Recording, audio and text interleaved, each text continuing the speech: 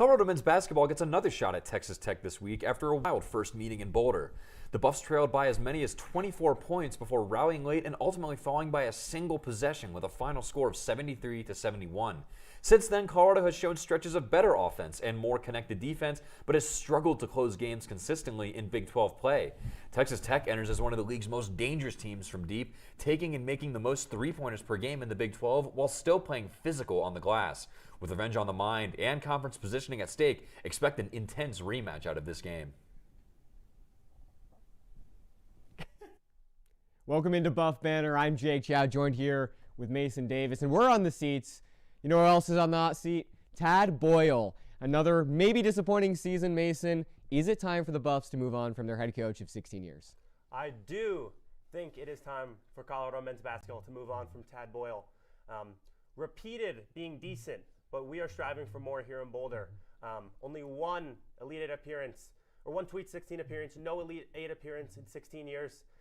I think late game offensive struggles. The defensive identity is there, but I want to see a little bit of change. I think now is the perfect time to move on from Tad and bring in some new leadership for the men's basketball team. Yeah, certainly, Mason. And, I agree with you. It is kind of a mediocre thing here. But you have to remember that Boulder has historically been a football school, right? They never have built their identity on basketball. And so when you look at Sweet 16s and Elite 8s, that's not really what Colorado's been known for historically. And so that's why I think it's okay, right? And maybe we need to temper it down. I don't think that Tad should be fired at the end of this season. And especially when we look at the core that he has built, a young core, you only look at 3 upperclassmen in Elijah Malone, Bangot Dak, and Barrington Hargress.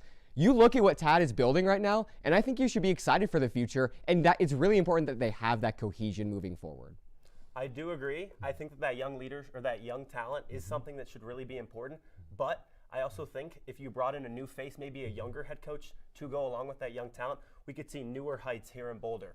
With a new athletic director, a younger talent, something like that. I think a new head coach that could bring in a new identity instead of just Tad's solid defense, bringing in a young coach, maybe an offensive mind from another school that could uplift our offense with this young talent. I think we could see new heights in Boulder in terms of Sweet 16s, Elite 8s. We've seen schools that are primarily focused more on football or more on basketball and build their programs on the other side up to something more. Just more engagement from the fans, everybody. I think to just boost everything up. Yeah, I think if Colorado were to move on, this would be the time with that new athletic director and kind of at a point where they're not sure exactly what the identity is. But the way that the college landscape is shifting is the cohesion matters. When coaches leave, players leave. Look at Oklahoma State with their coach leaving in football. They had 60 guys hit the transfer portal for football, of course, and it's a little bit of a different story there. But it's ever more important and increasingly more important that coaches stay if they want to keep the culture of their team. And they're building a culture in Boulder right now, and I think that's why it's important that they have Tad at the helm. I do see that. I think that there is a way to retain our young talent, keep these freshmen here while replacing Tad. I think we've looked at programs in college basketball over the past decade, half decade. We've seen programs like Kansas State going on to Jerome Tang, and teams like UCLA going to Mick Cronin. They saw instant success within 2 years, going from kind of like where Colorado was, middle of the pack, middle of the conference, shooting up into, we saw the hype with Kansas State and everything, national attention there, and then UCLA reaching the Final Four, and Mick Cronin's just second year. I think Colorado could do something near that with a new head coach. Yeah, I just worry about who would be leaving if that is the case. But that's Buff Banner. Head coach Tad Boyle, is he on the hot seat? Back to you guys at the desk. Dang, pretty scathing. Thank you, Jake and Mason. On the women's side, Colorado basketball completed an undefeated weekend on the road. In an overtime thriller against the Kansas Jayhawks last Sunday, Ziana Walker scored a career-high 24 points on 50% shooting. Jade Masagayo tacked on an additional 21 bench, including game-sealing free throws in a 69-66 win over KU. The Buffs kept it close with number 20 ranked West Virginia on Wednesday. Masagayo led the way with 13 points, while Bettson brought down 10 rebounds and tacked on 7 points. Colorado got the lead as close as 2 points, but the Mountaineers pulled away in the final 5 minutes. The Buffs out-rebounded and had more bench points than West Virginia, but ultimately fell 61-55. Looking forward, the Buffs will have their hands. The Horned Frogs sit atop the Big 12 standings and are ranked 12th in the nation. Led by Olivia Miles and Clara Silva, TCU is a top 15 defensive rebounding team while allowing the lowest field goal percentage in the country. Miles has 3 double-doubles and 4 triple-doubles on the season. Colorado will look to spell upset at the CU Event Center. Tip-off is set for 1 p.m. on Sunday. Buffs will go on the road to play the Houston Cougars next Wednesday. Houston is just 1-9 in their last 10 games and sits 7-15 overall.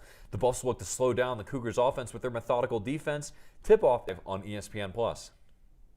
Sophomore forward Tabitha Bettson is a big part of the Buff squad should they make the NCAA tournament. And after a quick leave of absence, she's back and better than ever. Here's Jake Chow with the scoop. Head coach J.R. Payne and the Colorado women's basketball team is living life on the bubble. The 2026 squad looks nothing like the 2025 team, with only 4 returners, including sophomore forward Tabitha Bettson, who has taken a step forward. Tabitha is one of the most versatile players on our team. I think she's leading us in 3. She's just a really smart player. She's played at a high level back home in Australia and here in the U.S.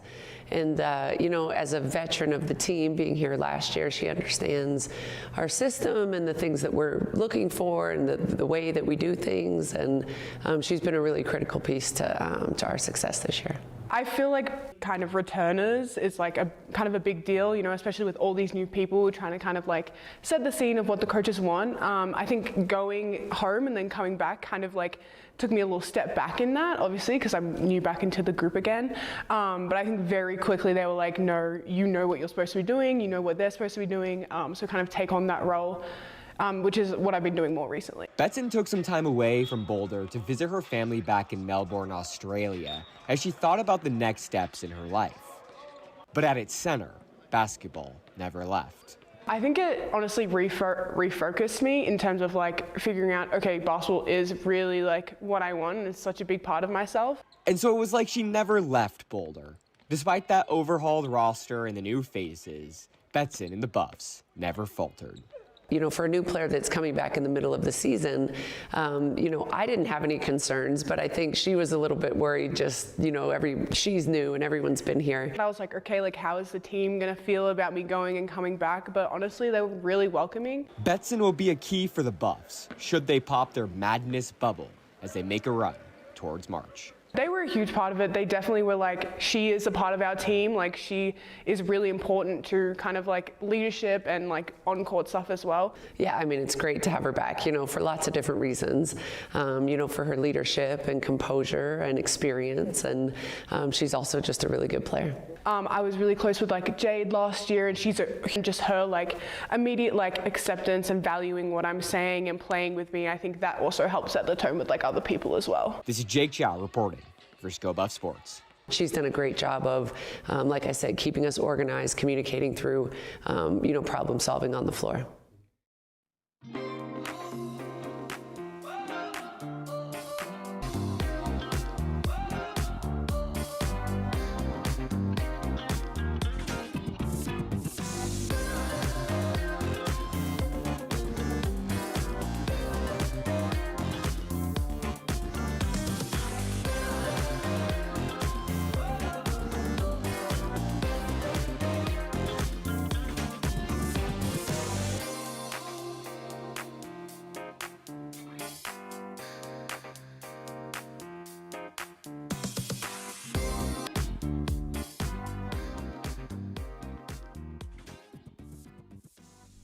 Colorado Lacrosse kicks off his season this Monday with a big game against the number 2 ranked Northwestern Wildcats. The Buffs are 1-5 all time against the Wildcats with a 20-5 loss in their matchup last season.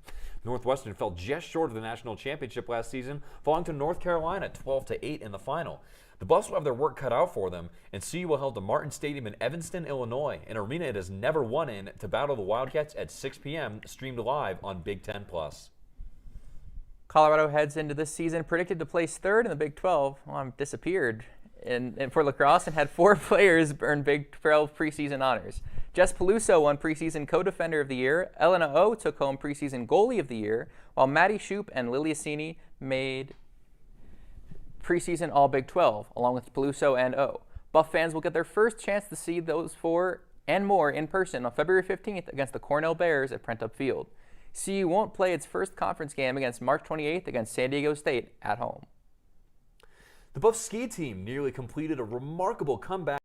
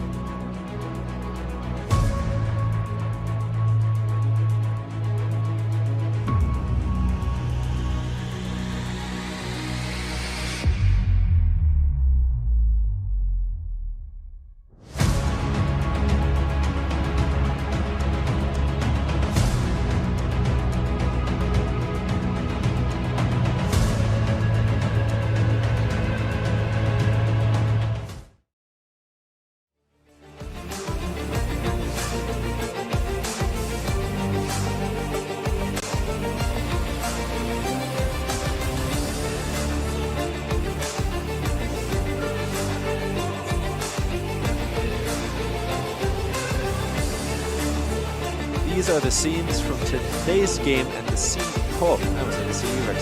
at the Promenade Ice Center here in Westminster, Colorado, as we have the BMHC Championship Finals game here off-site today at a neutral game here on Scoville Sports. Thank you guys all for tuning in. We have a new location here. We're off-site than our usual, but we wanted to make the drive down and come out here today. There we go. Now we welcome you to the site of today's game. This is the Ice Center at Promenade. I am Nicholas Evans. I am usually behind the camera running the... There I am. I'm usually behind the camera running the streams for these, producing, directing, engineering. It's usually my forte, but today it is just two people here for the broadcast. Me doing play-by-play. I'm also going to be doing color and directing the show for you guys today. I also have my wonderful girlfriend, Brittany, who will be on camera. So, not the usual crew that we're used to, but there's another big game happening today. Another trophy will be presented, of course. But we are just about 5 minutes away from puck drop here in Westminster. And let's take a look now at the BMHC outlook for both Denver and Colorado and how they got.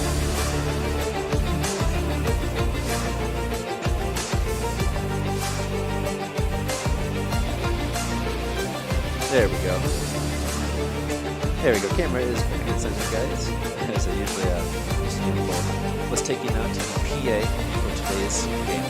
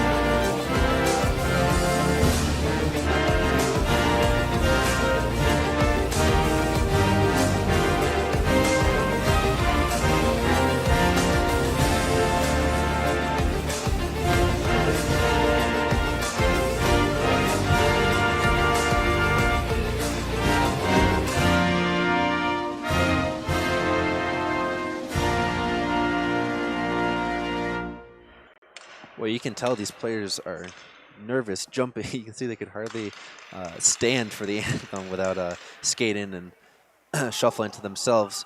But we want to take a look now at the captains for today's game. Blake Bazin going up against Isaac Neffs. This is the last dance for both of these two players. Both of these are seniors. They've been close to this position before, but for Colorado and Denver, just some frustrating losses throughout their careers. They want to end off their senior years with that ACHA bid, which Colorado has already secured. They will no matter what, but it'd be something sweet to get this BMHC title. Now, you may notice today, if you can see with the zoom up on our cameras, that we will be having ribbons on the back of the helmets for all players participating in today's game. This will be for Isaac Neffs' mother, who is currently in the hospital seeking treatment. I didn't get more information about that, but all the best to Isaac Neffs and his family as we are now seconds away from puck drop. It is the Denver Pioneers going up against the Colorado Buffaloes in the BMHC Finals. I'm Nicholas Evans with Brittany Garcia on camera, and we are underway in Westminster.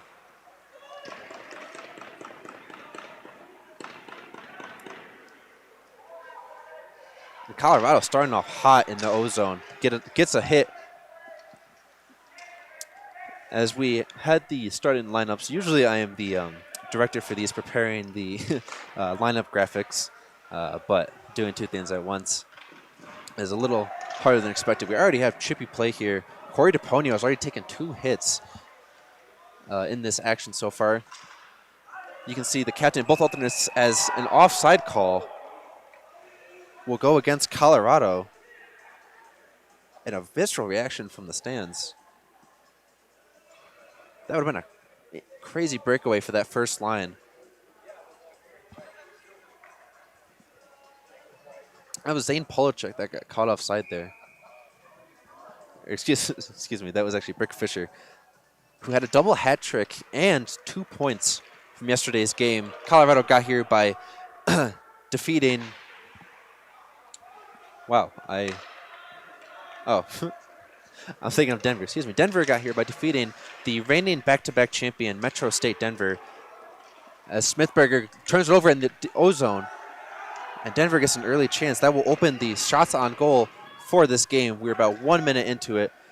Josh Janine tries to beat out the icing, but he can't do so. We're going to take it the other way.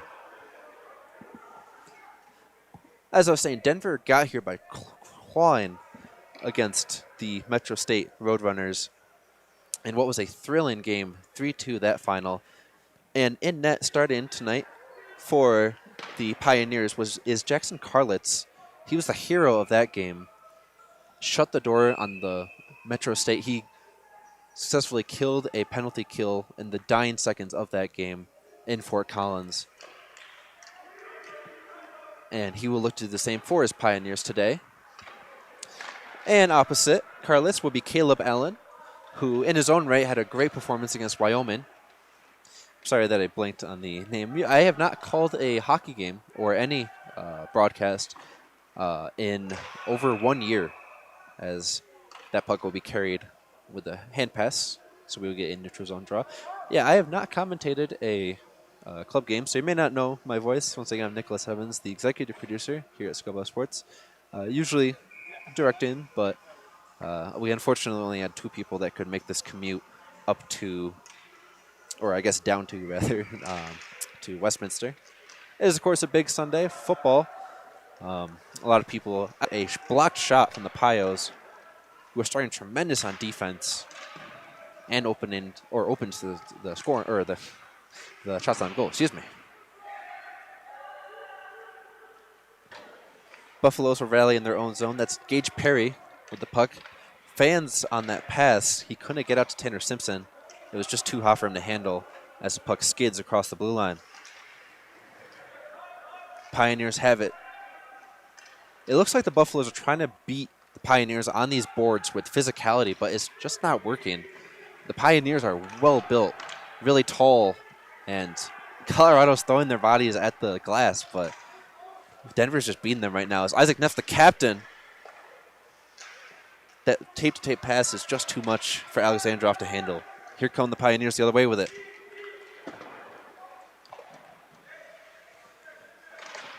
There's Denver's captain, Blake Bazin. Still haven't seen a shot since the first minute mark of this game, as we will now get an icing.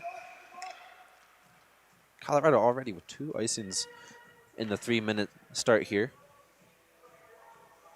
Anyway, going back to that, so I have not done this in a year, so I am very rusty. I promise I know hockey. It's my favorite sport.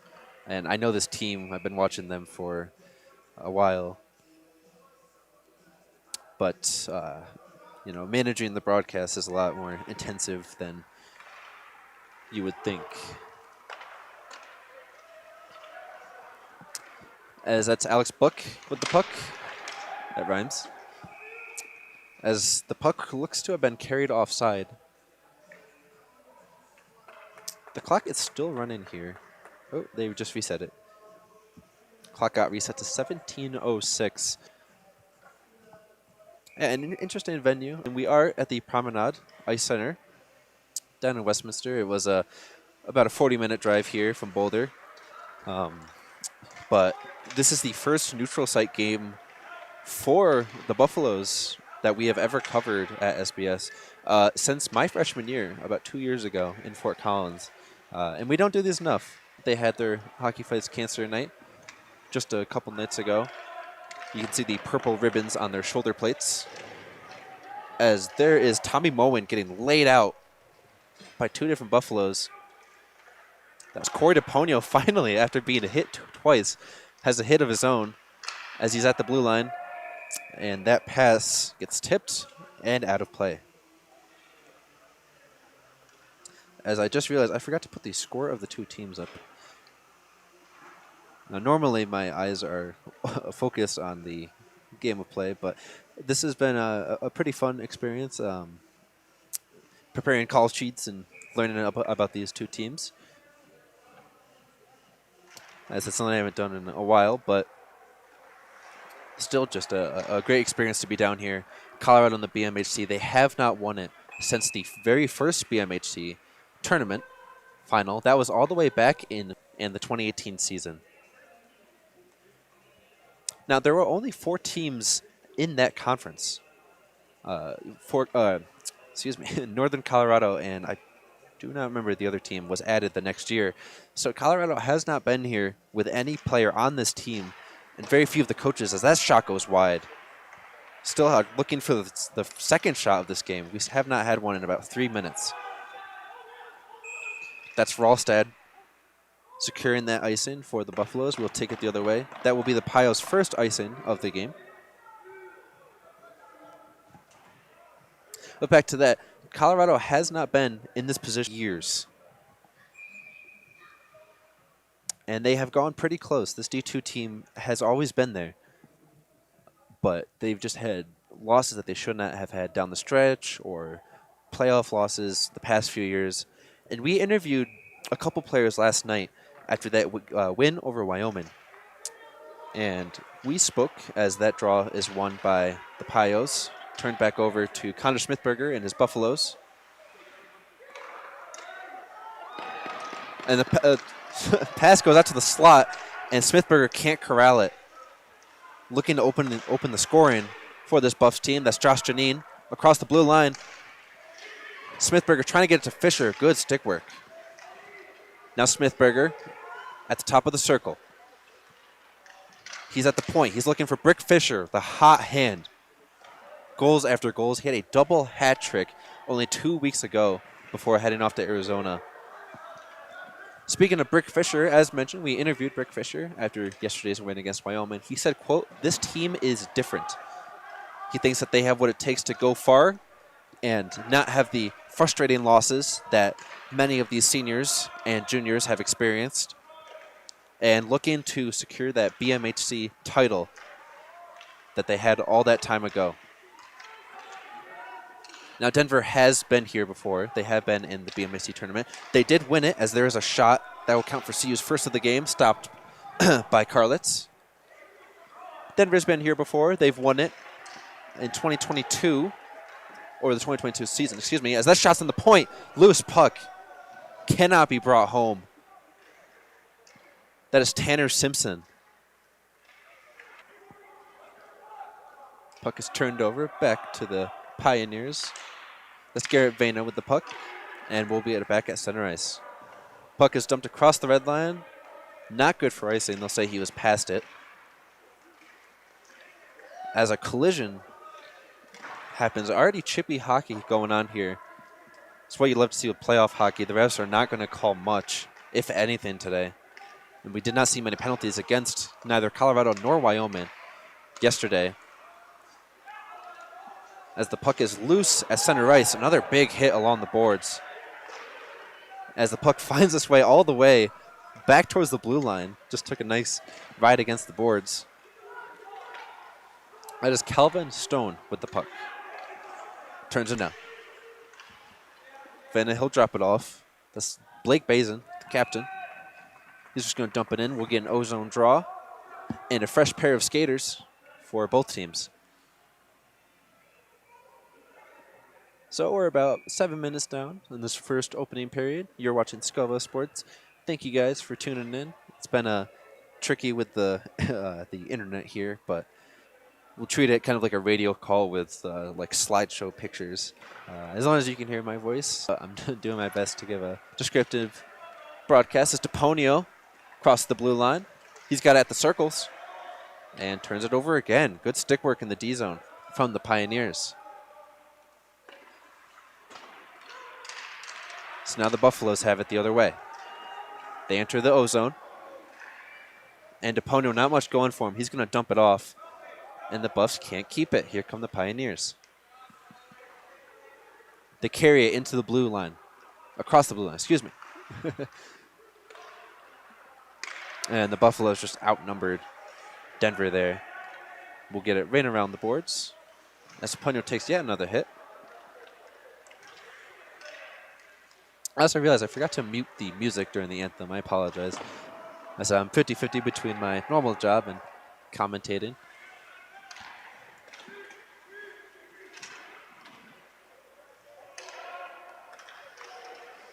That's Mo fighting for it on the boards. And that puck is put back at the blue line. Neither team has it. And it will find its way yet again back along the half wall. And here come the Buffaloes. Josh Janine. Caught. Shot from the Buffaloes is caught from I almost said Kravitz, one of my favorite seniors. Jackson Karlitz gets his second save of the night.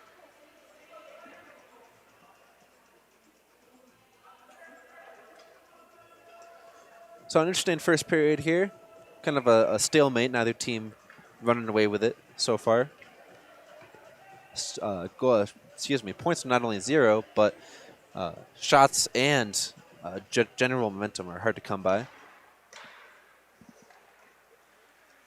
So here come the Pioneers. That was William Van Arum who won it.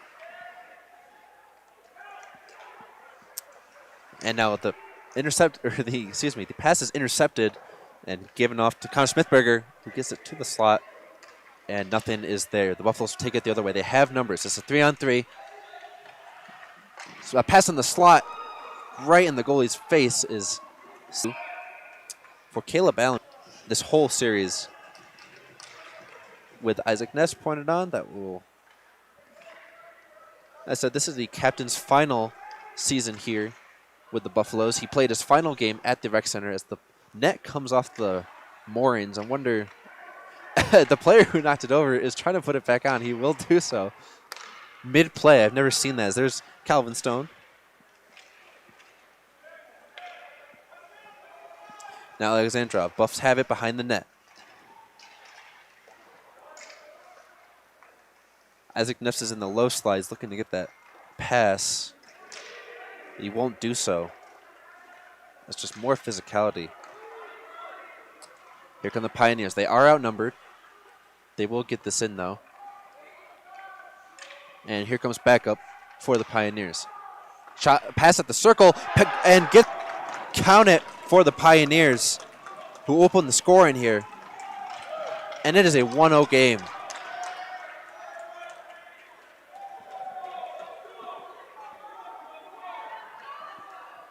Blake Bazin, the tip, completely caught Caleb Allen off guard. Not a common occurrence for Caleb Allen, who has always been outstanding in all of his statistics. It's past him, could not find that puck, and it got tipped in. He made the save, but could not locate that rebound. And the Pioneers already, they'll be out to a 1-0 lead. We are at about the halfway mark of this opening period.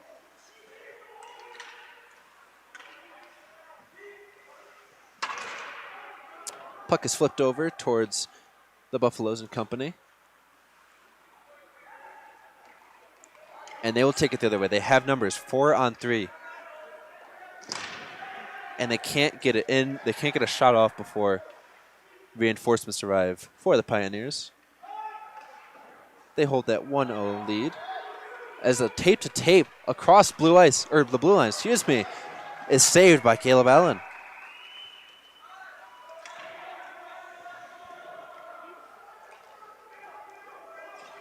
Pioneers, they're trying to catch the Buffaloes off a line change. They can't do so. They were really trying to put on that pressure. There's Caleb Allen. Good pressure from that Buffaloes defense to stop that. And we'll get some more center ice action. That one makes its way to Calvin Stone. There's Levkis and Chase. He was who I predicted to get a goal in yesterday's outing against Wyoming before the game started. And I was right on that one. All actually got one player that got it correct. Here's the Buffaloes. That's Hadrick at the blue line. And the Buffs are playing keep away as a shot from the point is saved. Justin Carlitz has not let one pass. All on the end boards.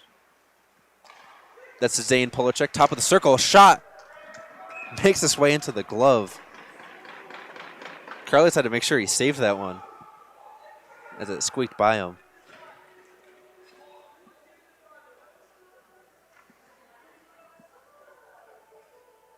So we will get a draw in the offensive zone. There's Connor Smithberger. He's lined up against William Van Aren. Smithberger has not beat him yet on the faceoffs, looking for his first one. As we get a tie-up here. Colorado has it, but they lose it. And here comes the breakaway from the Pioneers. It's a 2-on-2. Denver. But can't find the puck. Roofing that shot. It goes just higher than net. Caleb Allen was down on the ice. That was an empty net look. Put too much on it, and here come the Buffaloes. We will get a whistle here as the net has come off its moorings. Caleb Allen on his stomach in the D zone. Moen, excuse me, had a wide open look. Just could not bury it. That was Kiefer Chainwalker who had that breakaway for the Pioneers. Just could not put it home. That could have easily been the 2-0. So a hot start for the Pioneers after a pretty shaky 10 minutes of play. They open up the scoring here and have really found their footing. Colorado has not had an answer yet to their physicality. That's Chainwalker at the point. Shot is blocked. Good work there from from Josh Jenin. We've been saying his name a lot today. Here come the Pioneers. Cross-ice pass is too much. Here come the Buffaloes on a breakaway. It's a one-on-one. He beats his only man. Brick Fisher gets the shot. If there is any person you do not want with an open look on the goalkeeper, it is Brick Fisher. One of the hottest names for the Buffaloes this spring semester. Got the look he was looking for. That is why he is so dangerous. He just knows when to start that breakaway with his Buffaloes team. And every time they know where to find them. That was Velko with that cross-ice pass. That could have been the 1-1. Just couldn't bury it. As we are now even in shots on goal. Moen's got it again for his Pioneers team. And the puck is now loose behind the net of Carlitz. Fisher couldn't locate the puck. Neither could his Pioneer counterpart. As now the puck is settled and sent all the way into Colorado zone. Icing is waved, but Colorado has possession. That's Perry. Gage Perry dumps it in. Smithberger's in chase. Smithberger has been hustling to this puck all day. That's Velko dumping it in. Doesn't have anybody, though, and Simpson will have to regroup. And that puck will be cycled. We'll get some fresh skaters on. Denver's line's been up there for a minute. At least 3 or so minutes. They have not had a line change. That puck is cycled, and now they'll get some fresh skaters. Once again, you're watching Scope Up Sports coverage of the BMHC finals. Hope you guys have been enjoying. Sorry the video quality isn't good, but as that shot is easily gloved by Caleb Allen.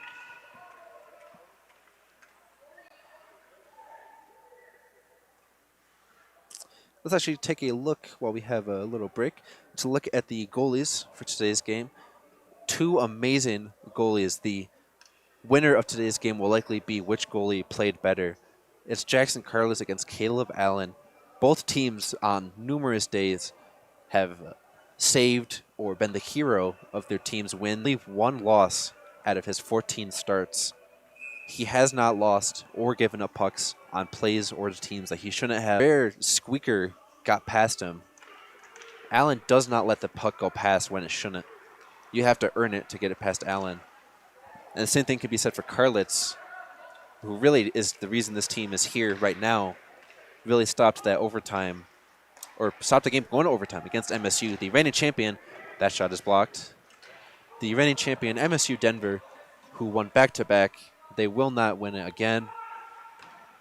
It'll be a new face of the BMHC championship. Colorado, as mentioned, will be going to regionals no matter what. They have secured too many points for that. They are 25-1-1 overall. They are ranked number 7 in the West, securing that bid. They will be heading to Salt Lake City.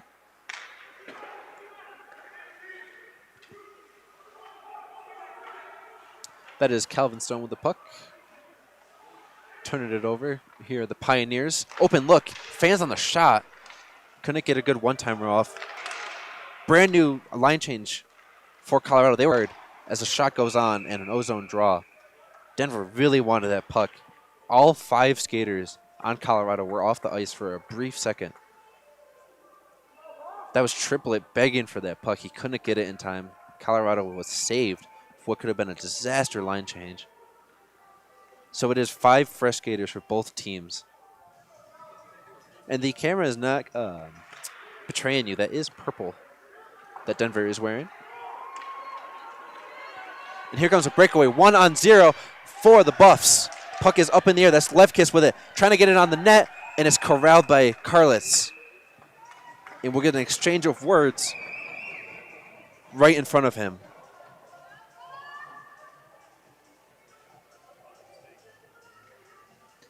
Boy, you think Clark wants that one back. He had a 1-on-1. Him and the goalie. Nobody else. He got caught with his backhand. He couldn't get it to his forehand to get the shot. Tried to go backhand. Couldn't.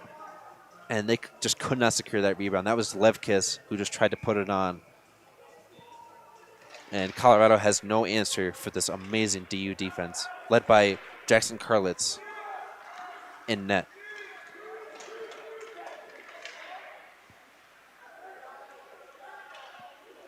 Another fight along the end boards, as Colorado can't secure that one.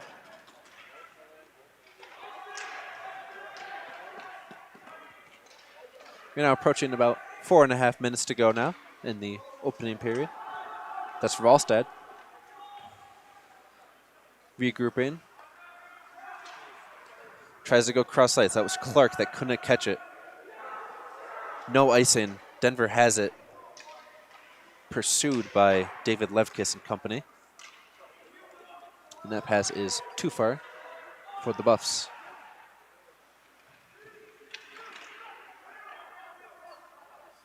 There's Levkis. He resettles.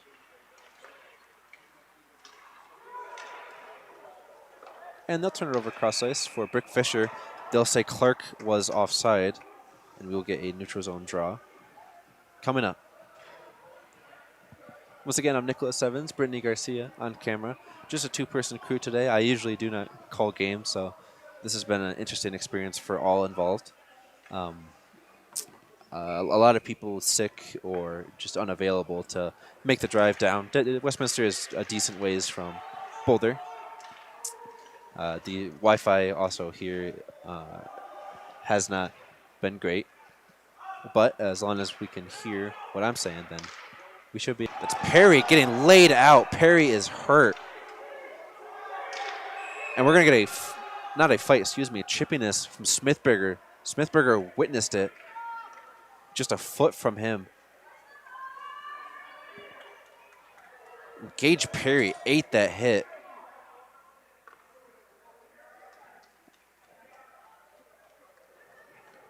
And Denver goes immediately both a Buffalo and a Pioneer will go straight to the penalty box. And it'll be seen how they enforce this. It looks to be a power play coming up for Colorado with Smithberger going in for an incidental. Smithberger had some words to say about that one. And that was Gage Perry getting laid out. They will call that a 2-minute minor against Smithberger. So we will have 4-on-4 action for 2 minutes. And then about 1 minute left after that in this opening period. You're watching the BMHC finals as there we go, 4-on-4. It's been an exciting run for the Buffaloes. Just a tremendous spring semester for them. They did not really play. They played down here in the Promenade for most of their season. Unfortunately for us in the fall, we weren't able to get to many of those games.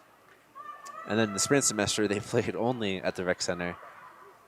And that was very fortunate they were able to catch that, as we have an extended stoppage here. Denver is sorting things out with the referees. That was a huge hit. They will send Smithberger out of the box, so they will call this a power play. Smithberger will not be assessed anything. And you can see him out there now on the right wing. There's Levkis. Denver has some confusion on who they want to send out there. So 2 minutes on the roughing call. Gage Perry taking a huge hit right in front of the scorer's box. And power play action begins. Already carried across the blue line. That's Hadrick.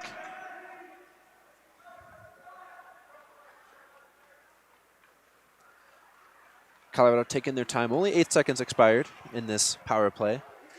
Plenty of time to figure this one out as Hadrick gets his pocket picked, and a nuke goes across the rink.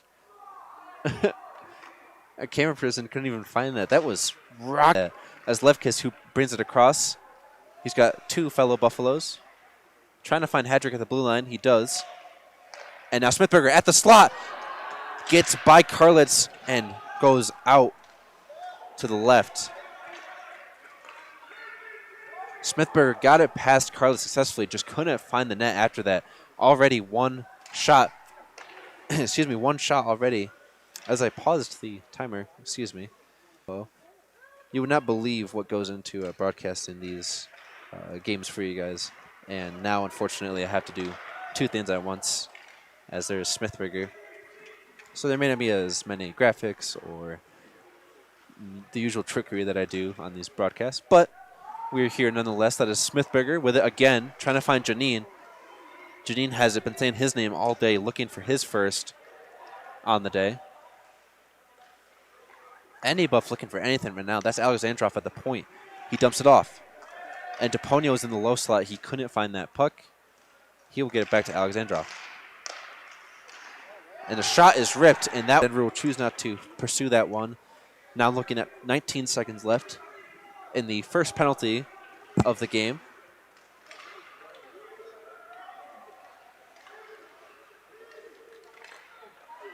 Here come the Buffaloes.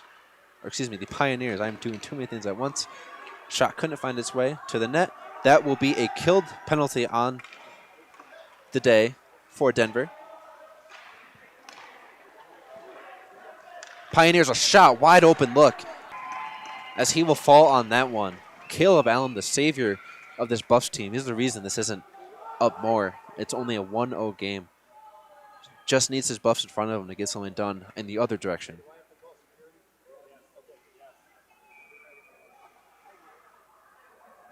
And there's what I meant to do earlier. Here's our crew for today's game. Nicholas Evans on play-by-play, color and directed.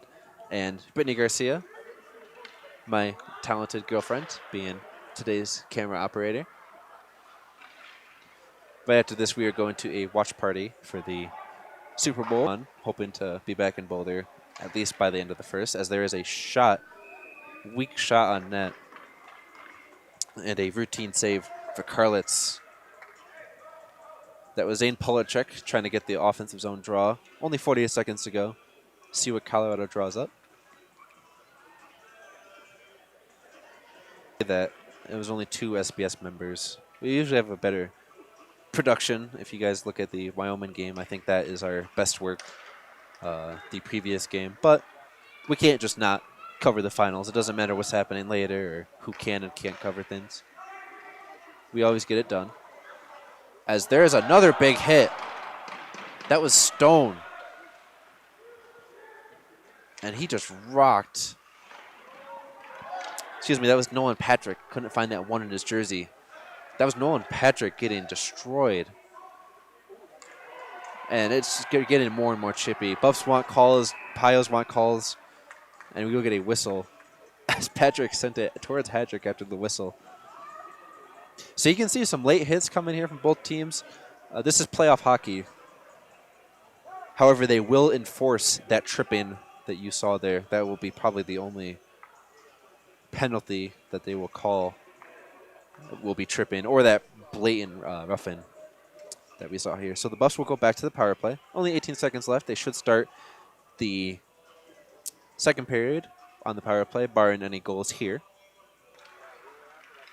Puck is dropped. Buffs win it. That's Stone. Stone's in the slot. He gets the shot off, but it is easily gloved by the tender. Karlitz now has 10 saves on the day. And now just 9.7 seconds left in this opening draw of the BMHC Finals. That's Neffs. He loses it. Trying to clear it. Alexandrov stops it. He has it for the Buffs. Shot is blocked. And a good block there. That's Neffs with the puck. Time expires before it can find its way to the net. And we have a 1-0 game, ladies and gentlemen.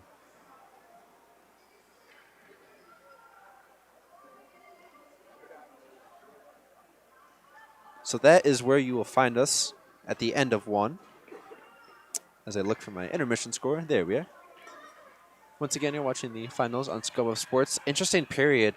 Denver took a little bit to find their groove. You can see they're having a little bit of a slow start. They're actually waving to their home fans. Today's attendance is pretty good. It might not look it. That over there is technically the extra seating. Most of the fans and parents are on our side. But nonetheless, it has been a great performance here from the Pioneers, who have been getting pretty chippy, maybe undisciplined in that second half of the opening period, but nonetheless find themselves up 1-0. I'm not good at these tosses. Usually I don't have to, but that is where we will take you to the first intermission here on Scoba Sports. Thank you guys for tuning in, and we will see you after about 15 minutes.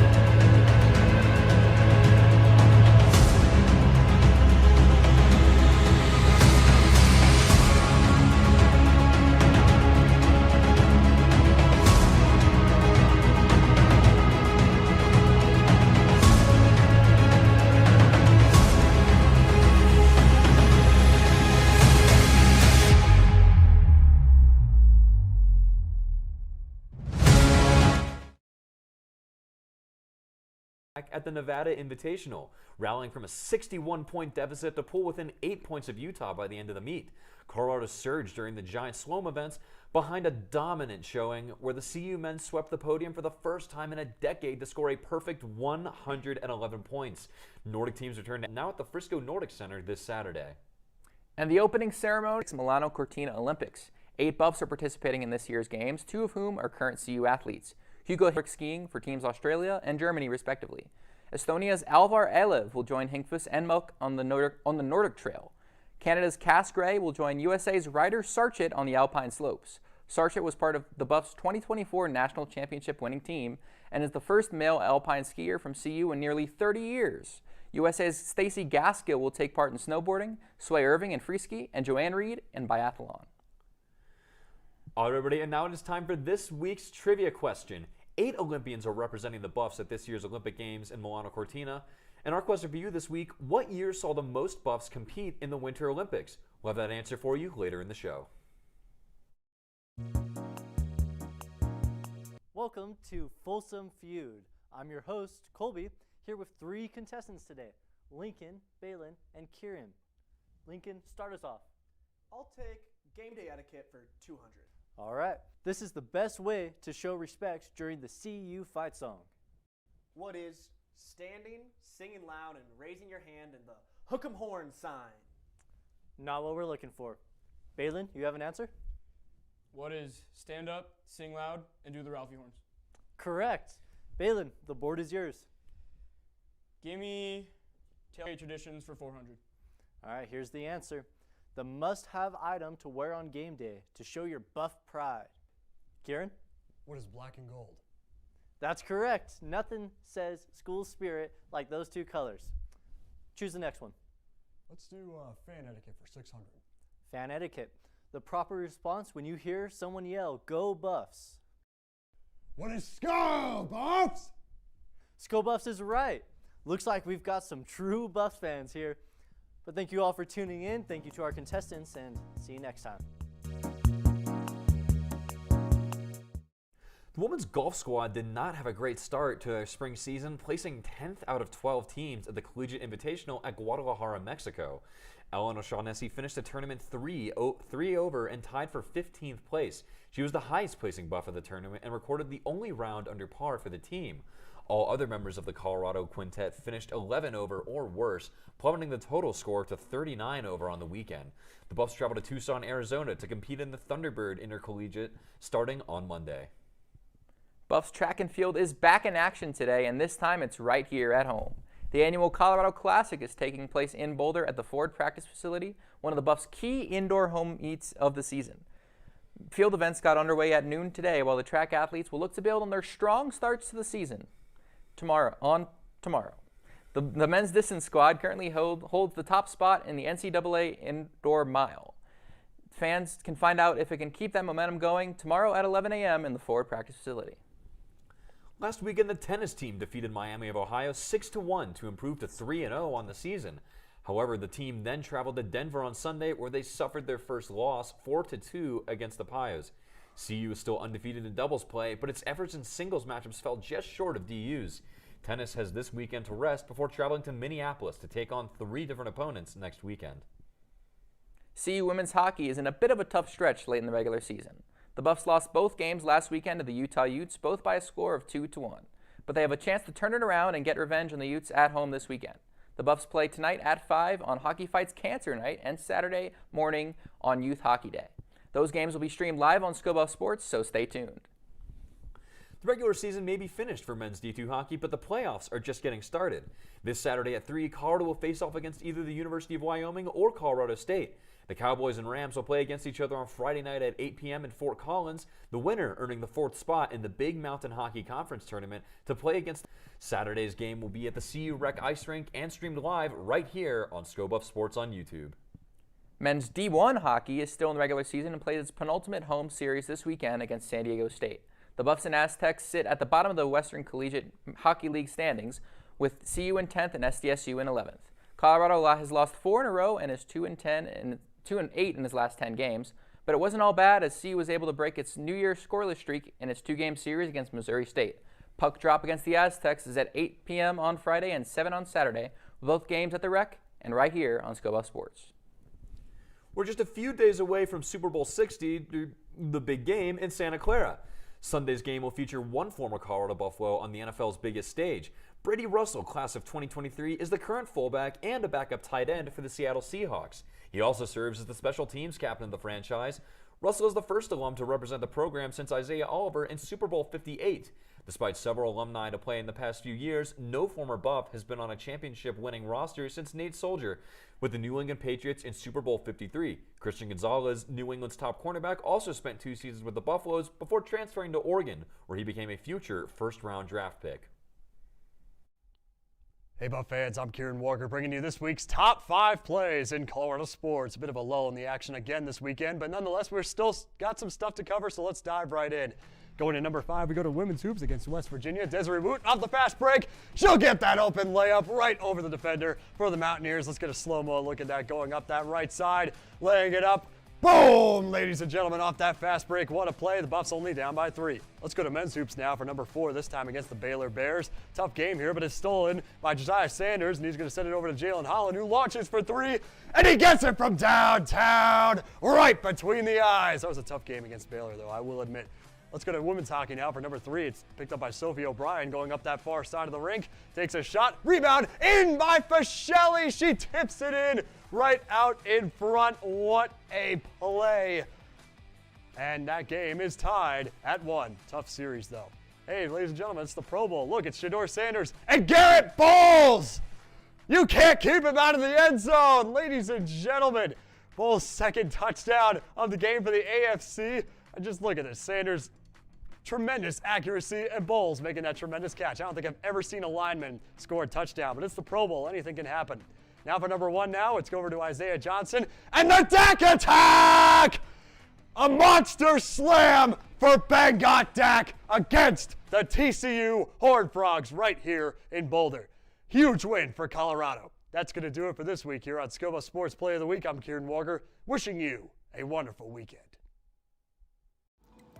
Here we see Xavier McNevitz working on his reader for the live show. If we didn't have these readers done by Thursday night, chances are we would not be airing this show right now. Be like Xavier. Get your readers done. And don't forget to click save so that you don't lose any of your hard-earned work. Well, I don't know if you have any plans Sunday morning at 3:30 a.m., but if you do, you're going to need to cancel them because this is rapid fire. Starting off tomorrow, Saturday, we got the Colorado Classic indoor track and field event. It's going all day long. You're not going to want to miss any of the track or the field. After that, we're going to have men's basketball taking on Arizona State Saturday at 7:30 p.m. Great way to just enjoy your Saturday night. Fun fact, they'll have $3 beers and snacks before the game. Then, not at 1 p.m., but at 3:30 a.m., like I mentioned, we have got the downhill race at the Olympics, where I won't say who, but there is a CU alumni racing. Also, couldn't include it here, but it's a double header. Then at 4, there's like the 10K in Nordic, also featuring some CU student athletes. But last but not least, how are you going to pregame the Super Bowl? Obviously, it's Colorado women basketball taking on Texas Christian University. Come on, the Horned Frogs. Also $3 beers before the game. It'll be a hoot. Back to you in the studio. That's rapid fire. And now it's time for your answer to this week's trivia question. As a reminder, we asked you, what year saw the most Buffs compete in a Winter Olympics? The answer is, drumroll please, 1972, which saw 13 Buffaloes competing. Rather than the tweet of the week, we're shouting out some SCO Buffers who officially made our club award-winning.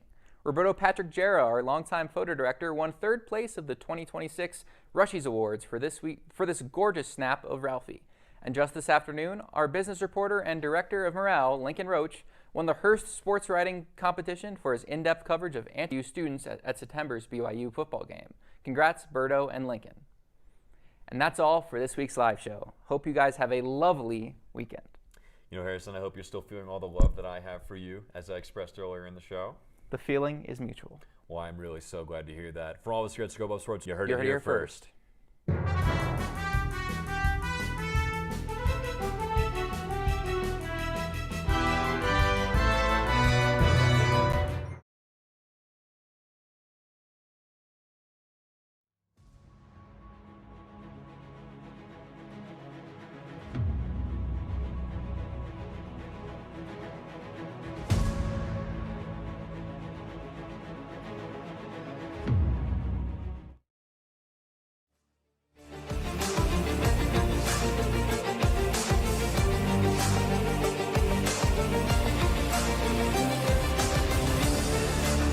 Players are coming back, and so are we, to the Ice Center here at the Promenade in Westminster, Colorado.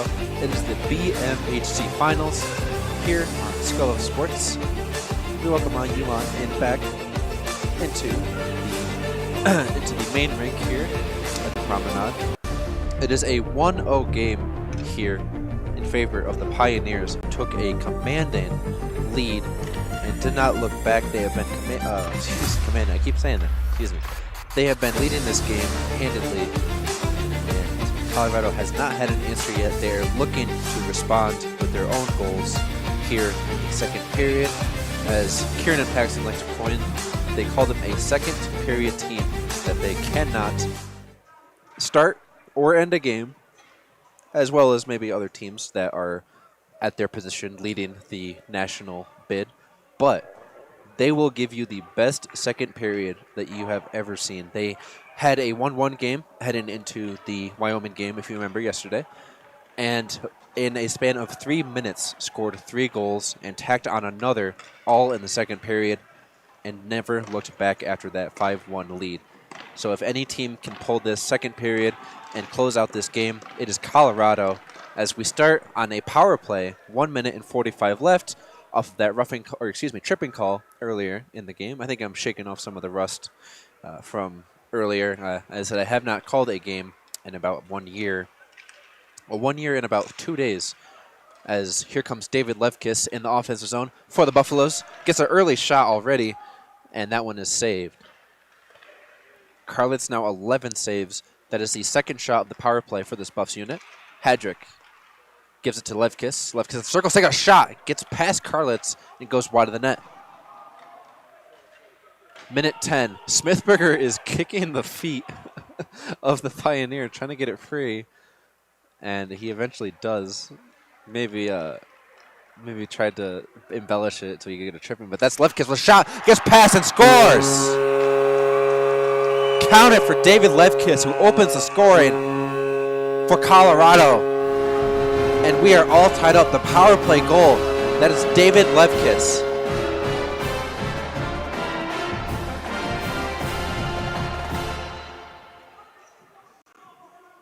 Talk about a response. That is David Levkis on that power play. We've been calling his name all day. Felt like he deserved one, and he got it. We are a 1-1 game on the day, and we are only 1 minute down.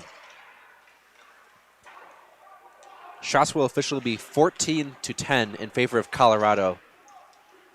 And we are all tied up as that puck slides this way towards Caleb Allen. Now that was a rusty goal call, I will admit. But exciting nonetheless. We are all tied up.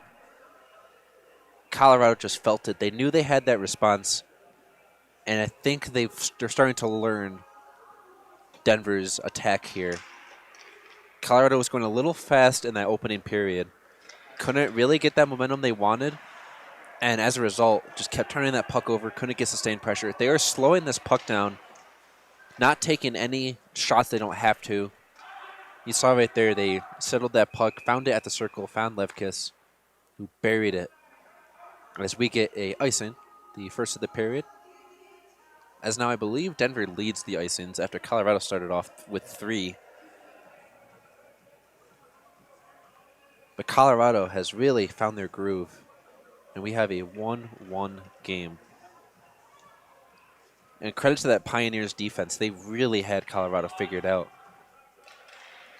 And their offense still might. We have not seen sustained pressure here from Denver, as they just got their first shot of the period. And another icing. This time it'll be against Colorado. As I just realized the first one was against Colorado. I'm a director. I'm not used to calling games. This is usually someone else's job. But that'll be icing against the Buffaloes. To the left, or to the right of Caleb Allen, we have a draw. That one's won by the Pioneers. Pass to the point. Shot. Can't get past. Loose puck in front. And the Buffaloes will come up with it. What a shot from Denver. Found Caleb Allen, got past him for a second, but he made that save, and the Pioneers could not get that centered in pass out. And the puck will go the other way now. That's Allen dumping it off. That is Hunter Volstad, another name we've been saying a lot, along with Lefkis. Here come the Pioneers. It's a 4-on-4. Reinforcements come. Shot is high of the net. That one got the crowd. From that angle, they thought it went in. As that is Clark. Ben Clark, a really underrated player. 23 games played, 18 points from Colorado. We have not said his name as much as we should, as icing will go this time against the Pioneers.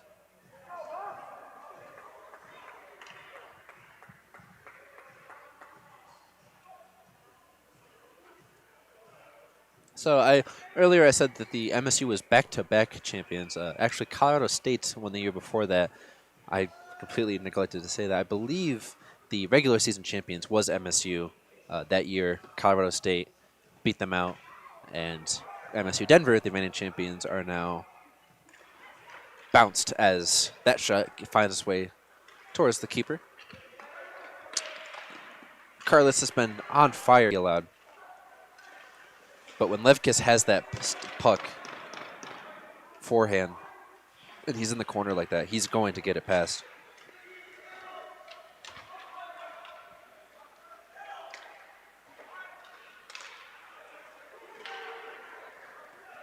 Here comes Brophy with the Pioneers. Turns it over to Smithberger. Wheeling, what he does best, gets an early shot, and that one rebounds back to center ice. Smithberger crossing the line probably more than anyone on either team. Just beautiful skating to get that puck. But reinforcements aren't coming fast enough for him. As here come the Buffaloes. Fight for it on the boards. They have possession. Pass to the front. Can't find Smithberger. Here comes Perry. He can't get it. Here comes a one-on-one for Denver. And that is saved. Caleb Allen. Yet another. That is his 12th on the evening.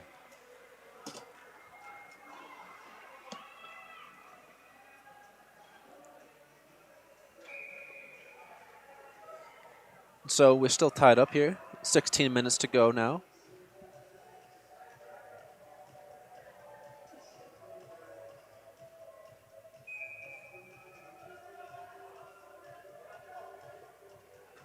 There's Angus Kincaid there for Denver, lining up against Smithberger. Another tie-up. If there's one thing Denver has done very well tonight, it has been the face-offs. They have been leading this face-off department all night. And especially in the offensive zone, that's been very helpful for them. Here goes Bazin. And that shot is sent wide by Caleb Allen.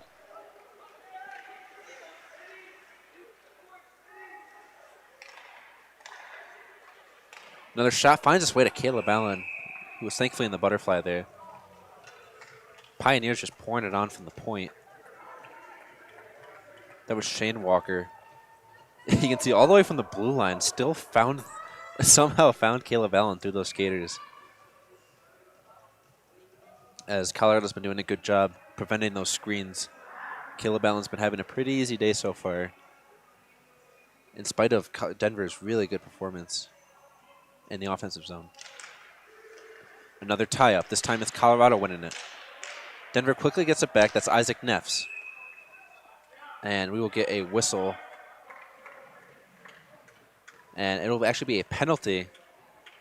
They're going to call him for slashing. So the slashing call will bring the power play, the first of the night, for the Denver Pioneers. They've been wanting that go-ahead goal. What better chance to get it now?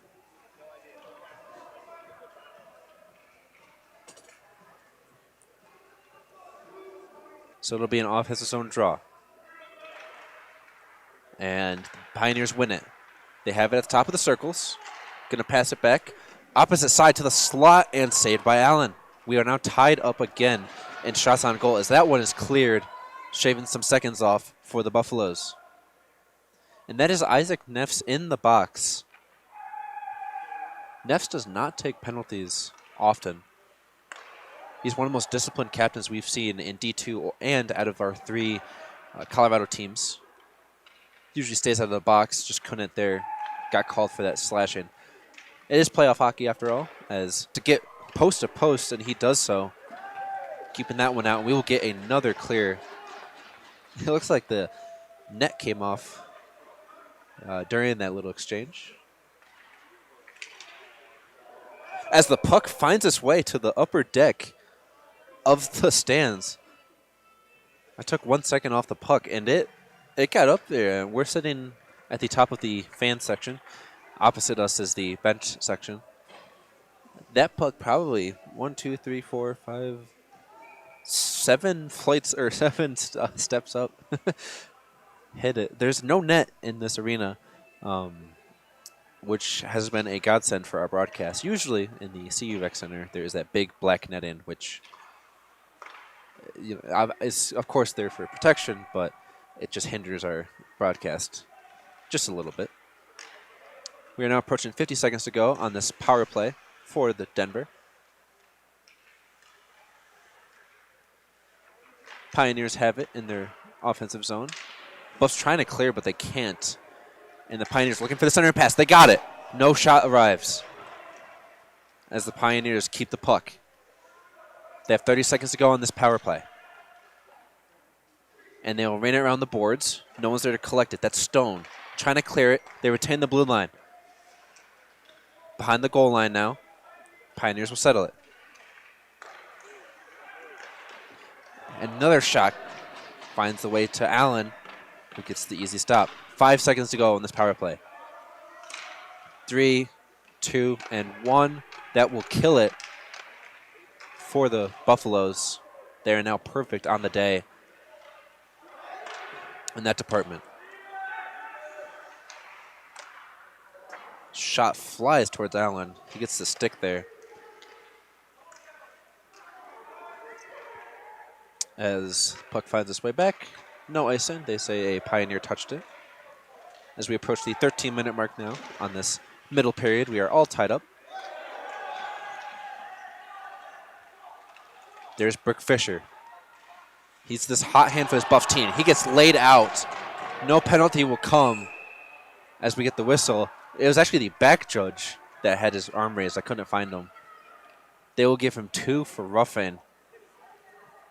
I mean, they have to call that one. Playoffs or not, that was a very late hit on what is otherwise a non-physical player in Brooke Fisher. One of the best players on the CU team. Can't let him get hit if you're the Buffaloes. But in doing that, he will draw the power play, or draw the penalty to give the Buffaloes a power play.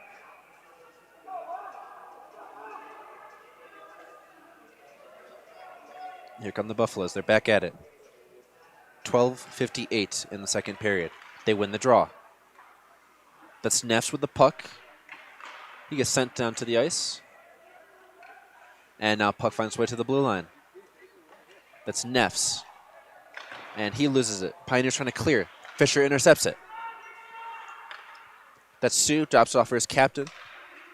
And they'll play keep away at the point. Alexandrov a shot. Finds its way to the pads of Karlitz. Alexandrov tries again. Doesn't find its way to the net.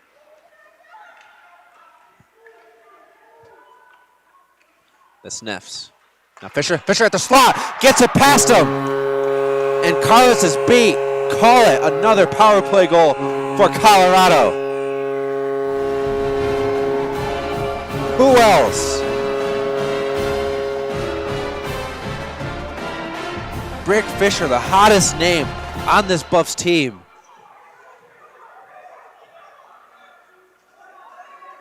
You gotta imagine, if you're any player on that power play unit, you're looking for Fisher. You're fishing for Fisher. Brick Fisher, the go-ahead goal. The Buffaloes are now leading in the finals. Just an electric power play from the Buffaloes. They're going to try again. That's Levkis. Shakes off his defender. That's Volstad. Volstad's a slot off the helmet of Karlitz. Corey DePonio can't corral it for his Buffaloes. Lays out a player in doing so.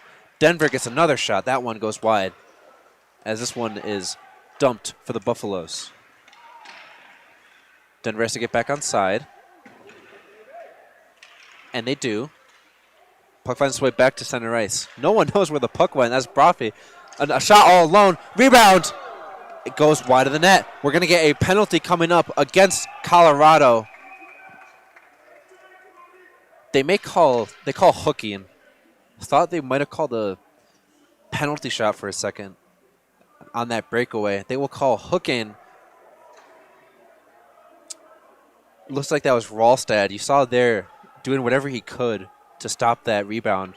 In doing so, he's going to send the Pioneers to the power play. Now I'm in it. I wasn't really in it before. I was a little nervous, but I think we're doing okay. So that will be a 2-minute power play for the Pioneers, who have just gone down in the finals.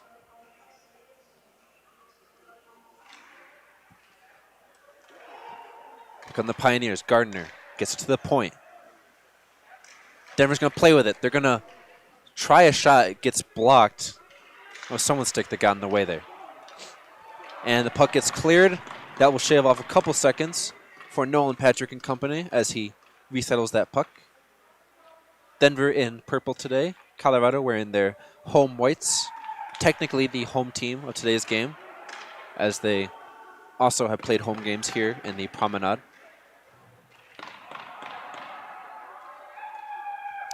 There's Gardner. Denver has about 1:20 to figure out this power play chance. There's Patrick skating in. Gets a shot to the pad. Rebound. Can't corral it. That's Ness fighting for that puck. Puck is loose in the slot, and here come the Buffaloes the other way with it. They will dump, and Ness will go for it, trying to get a shorthanded look. Just putting some pressure on so his backup can come on. So it'll be fresh skaters for both sides now. And a hit into the boards sent two Buffaloes back into the bench.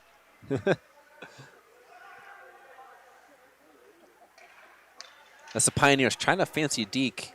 Still has possession of the puck is Denver, but Clark will get it. He's trying to find Neffs. Neffs will come off after playing the entire 1:30 of this power play. 30 now left for the Pios. Pios, one last draw into the ozone. That's Gardner. Gardner behind the net. He'll send it back behind the net. Trying to find a person. Centering pass. Gets caught in a skate. Pioneers have it. Is at the slot. Clark can't get it. Trying to short-handed attempt. 4 seconds to go in the power play. That has killed it. The Buffaloes remain perfect on the penalty kill today. And we are back at even strength. Shots are 20-21 in favor of Denver. I did not give Denver one. I was off by one. Smithberger cycled that puck along the boards. That one found its way all the way back in Colorado's defensive zone with Perry and Chase.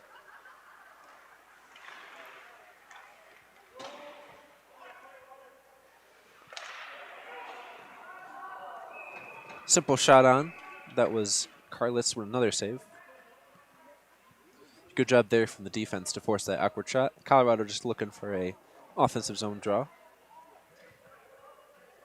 As it still says this first in the broadcast. I am sorry. I'm usually directing. That's my bad. Everything else is correct, though. Shots 21-21 apiece. Colorado up 2-1. And so it'll be the Pioneers winning the draw. And coast to coast come the Pioneers. No passing there.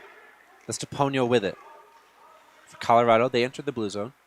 Or across the blue line. I keep saying that. There's Deponio again. Front center and pass shot is blocked. Pile's looking for a breakaway. Not quick enough. They're just going to dump and chase. As Caleb Allen gets snowed in saving that puck. And another big draw here for the Pioneers.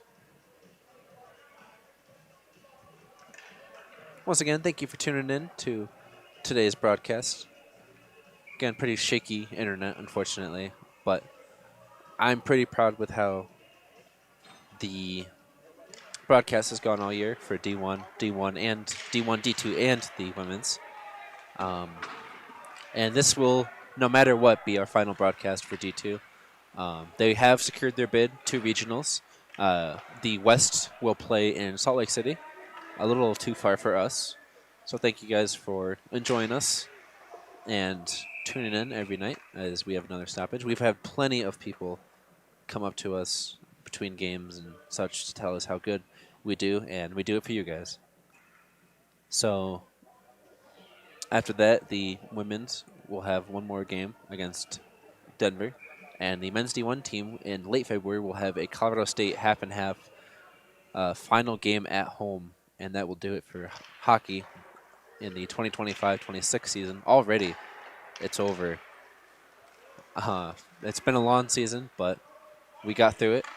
And I'm pretty proud with the production that we've been able to put out so far, as Denver has it in center ice. Denver's got a 2-on-1 now. They find the center and pass. It's between the legs. No shot will come. As Smithberger again trying to start it. There's Brick Fisher. Brick Fisher is alone. He has a person in front of him who gets a stick. And that stick lift prevents the shot from coming off. Ralstad will have to recover. He gets to Fisher. Fisher wide open look. And a late block from Ben. Fantastic block there. Did like a diving block in soccer. As another shot gets blocked. Great defense from the Pioneers. Smithberger a shot. That one's blocked again. 3 consecutive blocks on that possession for the Pioneers.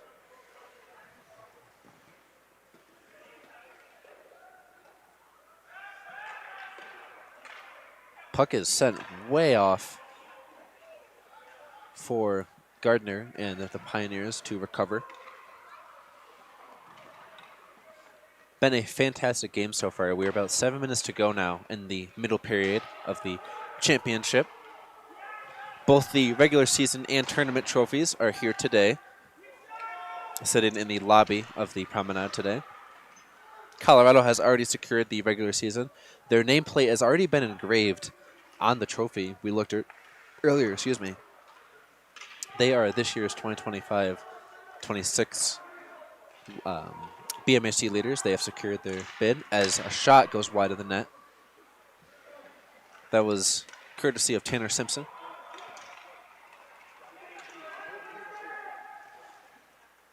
Here comes Denver. Just trying to chip it in, backhand on net. Easy save for Caleb Allen. We're not tied up again in shots. And by all means, it's been a very even game, even though Colorado's been leading for the past couple minutes now, as Denver will cycle and get some fresh skaters out. That's Caleb Allen. Doesn't realize he has a player in chase. Almost gives it away to a Pioneer. That would have been lethal. But we play on.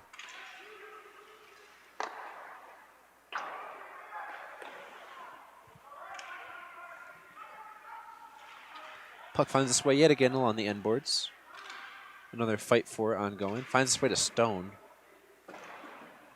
And Stone loses it. There's Clark. Clark is tied up. He falls down along the end wall. Or the half wall. I'm mixing my words here. And now bottom circle. Center and passed for Deponio. Now back to Levkis. Shots haven't been on net in a little bit. They haven't had a quality shot on net as a Buffalo and a Pioneer have collided in mid-ice. That was Triplet that collided with Will Hadrick. No call came. They just happened to run into each other. And things are getting physical here at the Promenade. That's Deponio and Chase. So a much-needed reset for both teams. Colorado doesn't want one, though. They want to go right back. That's Levkis crossing the blue ice. It's a 3-on-4. Shot almost gets through the legs. Almost gets through the legs of Carlos. Can Denver go the other way with it? It's a 3-on-2. Backup starting to come for both teams. That's Perry. Perry to the slot.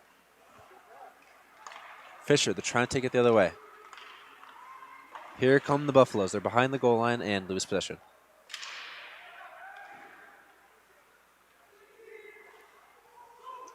As the puck is sent way out towards Carlitz in the Denver side.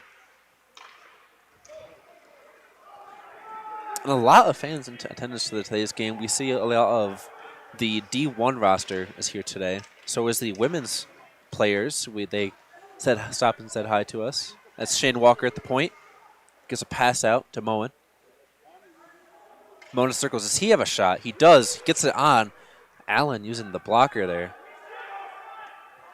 Just doing what he does best. Has not allowed any goal passed since that squeaker got by. I believe the third shot of the game. Has not looked back since. About 3 minutes now in the middle period.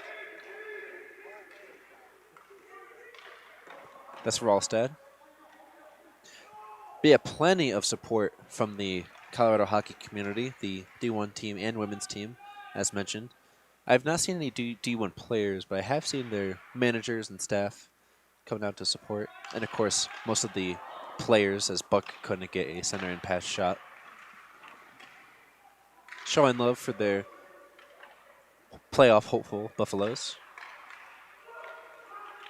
Polacek, he dropped it off, trying to get the center and pass. He does. Tries to put it on. Nothing's working, though. Carlitz in that butterfly has not let anything since. He now has 22 saves on the day. And here goes Buck. Buck, a long shot. That one's saved again. 25 shots for the Buffaloes.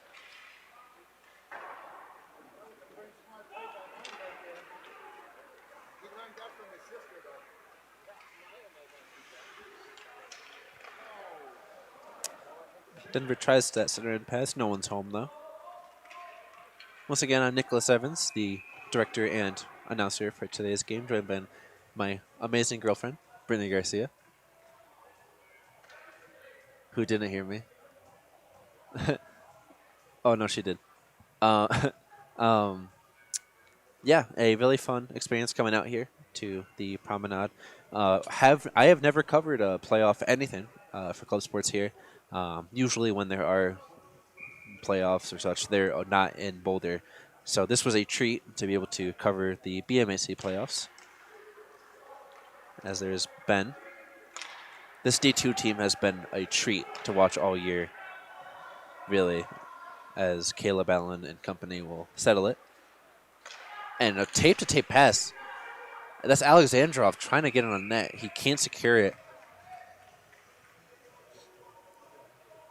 But yeah, an absolute treat to watch this men's D2 Buffalo team, who have been just dominating in the BMHC. They have not lost. I don't even speak that into existence. Just take my word for it. In conference, which is a very impressive feat. They were national champions not too long ago, in about 2004, as the D3 team. Well, 2004-25, you know what I mean, or 05 season. You get what I mean.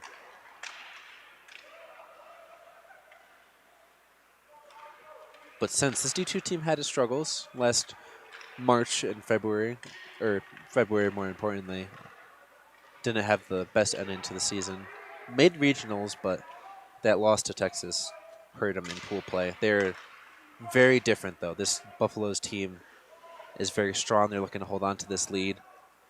And secure an even better spot as they go into the regionals pool play. As we're going to get a whistle. Looks like they'll enforce offside. They'll say that puck carried over. I didn't see which Buffalo was caught. But 1 minute and 1 second to go in the middle period. And they'll call a center ice. So I believe the puck went out over the bench, and we'll get that center ice draw. That's what I thought the first time. But sometimes I see the referee calls, and they're a little different. We are now in the final 60 seconds, and that one gets passed. What an unexpected goal. Colorado scores anyway. Colorado up 3-1. David Levkis. I still don't think Carlos. Talk about on the draw. I won't even lie about that. That caught me completely off guard. Colorado on the draw. Just a snap from the left wing. That was Levkis. He got that immediately on that tie-up. Fired it on net. Carlos still looks confused. I looked at the scoreboard for 1 second. But let that be an important lesson in where I should be during the game. Regardless, we'll find ourselves in 3-1. Colorado in the driver's seat. Looking at 30 seconds to go now in the middle frame. Pioneers trying to get one last chance, trying to get within one. But it'll be the Buffs with 26 in the offensive zone. They want another one. That's Fisher. Fisher wants a second. He can't. It's wide. 19 seconds. And someone's stick is laying on the ice in the O-zone. As Brick Fisher and company take it the other way. He'll get a pass off to Smithberger, forcing Carlos to come out of his net to catch that one. An impressive save, nonetheless. 8 seconds in the middle period. You're watching the BMHC Finals. Still some uncharted territory for me. I'm still getting the hang of commentating. I apologize about the goal call. I don't know why that's on the screen. This is why I'm a director, folks. As we go from 8 seconds to 0 in about 2 seconds. But that will end things for the second period of play. Exciting to say the least. Colorado entering the period down by 1. Had no answer for the Pioneers, who have been doing a fantastic job all game. Found their groove, and they kept on it the entire second period. 3 goals in one period. They now lead 27-22 in shots, and it has been all Colorado on the defense, on the goaltending, on the offense. They have to close this one out, and they will be on their way to regionals. So an exciting period to say the least. Carlet's still doing good for the Pioneers. His offense slowed down a little bit, but the defense has not. Letting up 3 goals in one period. But they are looking to shut this door and give their offense just what they need. We'll see how things play out in the final frame. We have about 15 minutes to go until we play the final period to determine the BMHC playoff winner. Don't go anywhere. Or go anywhere, I guess, if you have time to. We have 15 minutes. We are about an hour and 10 from the Super Bowl, so you will have time to watch both. We hope you've been enjoying the cast of today's game. Once again, I'm Nicholas Evans with Brittany Garcia, and we will send you guys to break.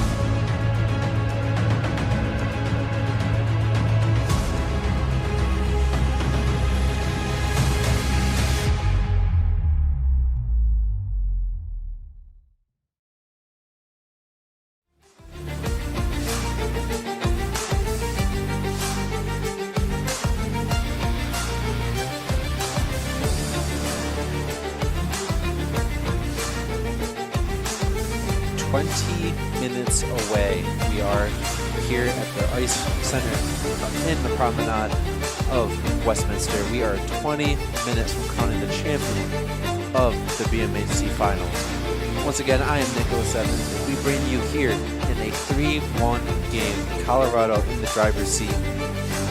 And I should also mention the trophies that were in the lobby that we were talking about earlier are gone. So they are now sitting rinkside near the end boards of where both Colorado and Denver will be fighting in this final frame. Once again, it is nice to have you guys here for what should be an exciting close to this game. Denver is not out of this game at all. They have not surrendered momentum in any way. Colorado has gotten some good shots against them, but they are looking to get right back in it and tie this game. They have to crawl out of a 2-goal deficit to do so. They have 20 minutes to figure this out. And meanwhile, for Colorado, all they have to do is hold on to a 2-goal lead, the most dangerous lead in hockey, they say, for 20 minutes. Third period of action is just a second away here, and that is David Lefkis. He's lined up against William Van Arum. And we will see how this one pans out. We start immediately with a tie-up, in the center ice. Puck will find its way right to Caleb Allen. Caleb Allen allowed a goal on the third shot of the game, as that one almost gets past for centering one-timer. You could actually hear you could hear Marcus Kaufman swear in frustration at himself for not finishing that one out. He had a beautiful look there, just couldn't get it on target. That could have easily been 2-3 right there. As here's Corey DePony trying to get a wraparound. Can't find the net. Caleb Allen allowed a goal, as mentioned, on third shot of the game, but has not allowed one since. He's had 19 consecutive saves and has been fantastic this entire BMHC playoffs. And so here come the Buffaloes. That's Stone. He's got Lefkis behind him. He'll choose to drop it off to him, but he can't corral it. There's a Nana. And he'll do the same thing. Dump it towards the net, as that one's kicked out. Once again, I'm Nicholas Evans, joined by Brittany Garcia, my girlfriend, and today's camera operator. We are here in Westminster. Pretty light crew today, it's just me and her. Usually we have a pretty packed house and better internet. It looks better on my end, but we do apologize for the earlier. It's a little weird, neutral site, and we don't have the wireless router that we used to, like we did last year. But regardless, we are still here and still giving a show for all of the parents and fans as the Buffaloes take possession. And a centering pass. There's a shot from Fisher. And how did that one stay out? Jackson Carlitz, like a catcher, as another shot rains on. That one hit him in the cracks in the armor. And he is on the ice. He has not gone up. The second it hit him, he went down. He took a shot right to the abdomen, and he is feeling it.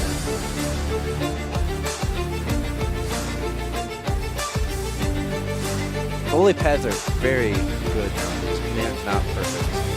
There's still some cracks in them, and if you hit them, even if they don't hurt you at first, they will hurt over the next few days. As Denver's backup goalie is still sitting on the bench,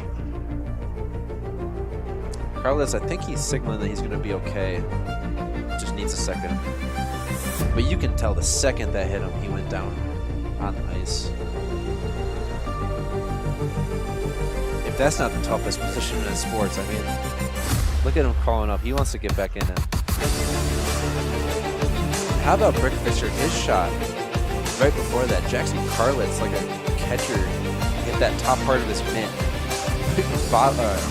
bobbled it, and then caught it all in one swing to keep it still a 3-1 game, and then took it right to the abdomen. But it looks like he's toughing it out. We'll see how that affects Denver, as here is Perry with the Buffaloes in the defensive zone. And that one is sent right across to be chased by Buffs and Pios. And now a potential breakaway here. As it is Carlos that has to play on it to stop that breakaway from happening. Pioneers have to get it out of the defensive zone here.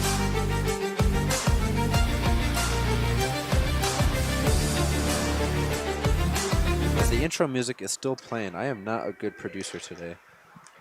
I've been doing that for 3 minutes. I am so sorry. Usually I'm only the director, as we talked about earlier.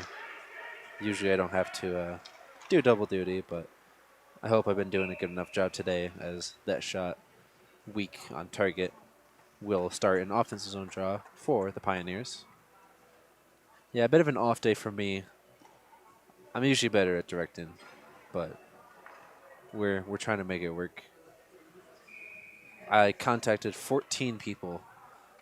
No one was able to come, of course, you know, busy day, and a lot of people have different plans on Sunday. And we also didn't know this game was happening, right? But we couldn't just not cover the BMHC finals, so here we are. As Buck takes a spill on the ice, the ice monster got to him. As a potential ice in here is waved off. Good job fighting for that. That was Krasowskis. First time saying his name today. Colorado still up by 2. We have about 4 minutes elapsed in this final period of play. And there's Buck in chase. He has the puck again. And a bad giveaway to Sue for the Buffaloes. Nice shot on net. That'll account now to 30 shots on net for the Buffaloes, as that centering pass can't get cashed in. And a centering pass, that's Hadrick with a shot, goes wide. Tried to do a little saucer on it, tried to float it towards the net, but it got blocked. As the Pios will rest and reset. Just dumping that one. We're going to get a fresh pair of skaters for the Pioneers. Same line that's been out there for Colorado. And another fight along the half wall.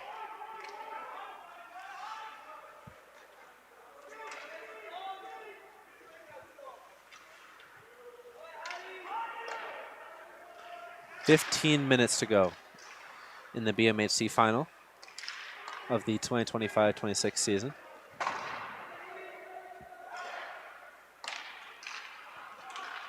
And that's Ralstad and Polacek trying to stop this odd man rush from the Pioneers, but they get caught offside anyway. I didn't see which player carried that one over, but we will get a neutral zone draw. That is William Van Arum. Has been fantastic today on the draw, lined up against Levkis. As Levkis comes out with that one with his Buffalo squad. That one stumped in. There's DePonio with it. Couldn't corral it. And the Buffaloes got it. Not for long, though, as Denver tries to flip it to their teammate. Passing hasn't been perfect for the Pioneers today, as they try to start something with low numbers. Once again, puck's found its way on the goal line.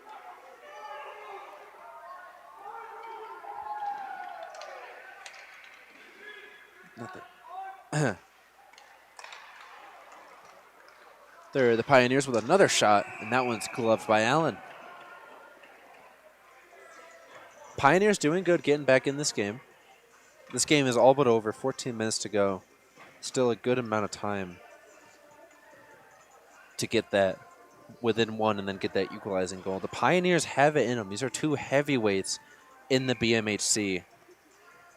If there are any two teams that can pull this off, it would be the Pioneers. But they're running out of time to do so. They have 14 minutes as we have an offensive zone draw One by the Pioneers. Shot is blocked. Too many bodies. That one caught Gage Perry. And that one's run across. Should be icing. Janine beats it, though. Josh Jenin has it. Gets it back to the blue line. Someone finds a shot there. That's Smithberger with a centering pass. No one's there to cash it. As the puck finds its way back, and we will have a a Denver icing. Man, I cannot believe I had the music playing. I'm usually better than that. The music was playing until like the 17-minute mark. I've been all over the place today. We didn't even know that this game was happening. It wasn't guaranteed, and then you can imagine how much stuff goes into preparing for these games, especially for one person. But we got it done. And that is Denver taking possession back. It'll be a 3-on-3. And Hadrick can't find it. Can't locate the puck as Denver will try and keep possession in the offensive zone. They can't do so. Here comes Smithberger. Calvin Stone a shot, or Brick Fisher. Read the nameplate wrong. That is Brick Fisher. Another shot on net. Looking for his second of the night. Already has a power play goal. Got the tying goal earlier in this game. And what a game it has been for all of these Buffaloes. All doing amazing in their own respect. Same thing with these Pioneers. There are a lot of these names that we've just been saying all night. And Carlos let in 3 passes, but still some really good saves. Had an amazing stick save in the Metro State game very late on the power play. But that was highlight worthy. Carlos, a big reason they are at this game in the first place. Knocking out the reigning champion MSU Denver Roadrunners. 13 minutes now. Colorado, if things hold, will be BMHC champions. They've already secured a bid into the ACHA tournament in Salt Lake City in the West region. But how much nicer would it be to have that BMHC title, get some better rankings before this all ends out, as we get another whistle. That will be icing enforced against Denver yet again. These are still fresh skaters from both teams. Got line changes off right before that icing.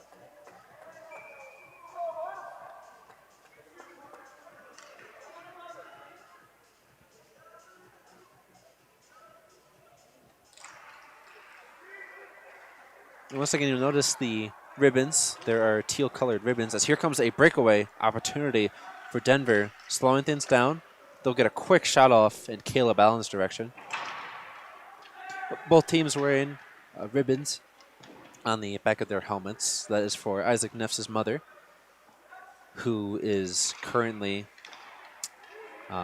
dealing with, it was not specified to me, but they are in care right now. And we wish all the best to Isaac Neff's, the captain and graduating senior with this Buffaloes team, as he is playing today like it is his last ride with this Buffaloes unit. Already played his final game along with the rest of the seniors at the rec center, and is playing here in Westminster today with passion like all the seniors. They have seen so many of these D2 teams come and go, but they have not sniffed the BMHC championship the way that they are getting close now. We are almost at the halfway mark in this dying period, as we will get another icing. This time it's against Colorado. I believe the first of the period, if my memory serves me right.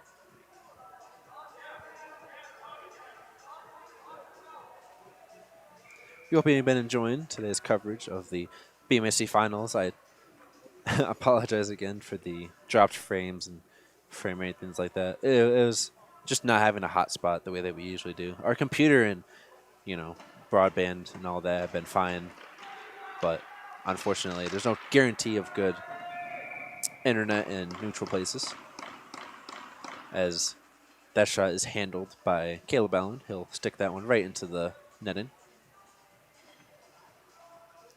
We mentioned it earlier, but it has been so nice to not have any netting between us and the players.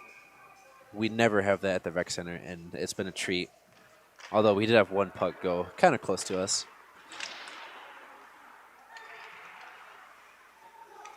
So the Buffs have it in their own D zone, and they will opt to send this one across. Another board battle right in the same spot. And Denver running out of time to get 2 goals. They got to find something here. You figure all they need to do is get 1. That's all they need. And they're a sniff away, 1 bad turnover away, or 1 bad anything, and they can equalize this game. They just need that 1 goal, and they need it soon. 10:26 to go in the BMHC finals. That's Alexandrov. Excuse me, Krasauskas. I'm reading the number plates wrong. Allen has to make a play on it.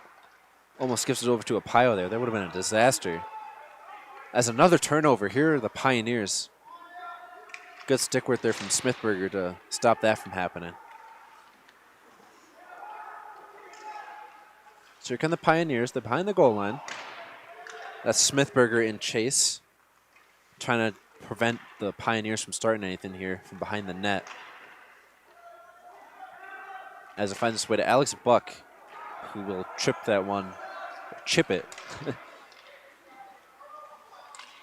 for the Buffaloes. But it is Denver with the possession of a cross-ice pass. But that was Polacek getting in the way of that. Nothing will come of it. Here come the Pioneers. Center-in pass. That one's too low, and Allen makes the save. Allen has not allowed a goal since the 3rd shot of this game. And with 28 shots, he now has 27. And here come the Buffaloes the other way. It's a 3-on-1. Center-in pass. Tries it again. Couldn't go. Smithberger tried to get that, but there was a pad in the way. As here come the Pioneers the other way. They want a breakaway. They can't. Ralstad has it. Another shot. That one gets past, and Denver has it. The tip-in is good, and we have a 3-1 game. Allen has still lost that puck. He is in disbelief. Pioneers knew it the second is squeaked past. Pioneers, off of what was an amazing opportunity from the Buffaloes, responded with their own. Taking it the distance, coast to coast. The rebound, the tip-in, and it is a 2-3 game. 9 minutes to go. Colorado is now just 1 turnover, 1 missed catch, 1 missed save, and we could have a tie game. And Allen is in disbelief, cannot believe that one got tipped in. He committed hard to that save on his blocker side, but once he couldn't find that puck, it was over for the Pioneers. They buried it. No one in hockey is going to miss that tip-in, and they got it. 8:42 to go. Does Denver have another in them?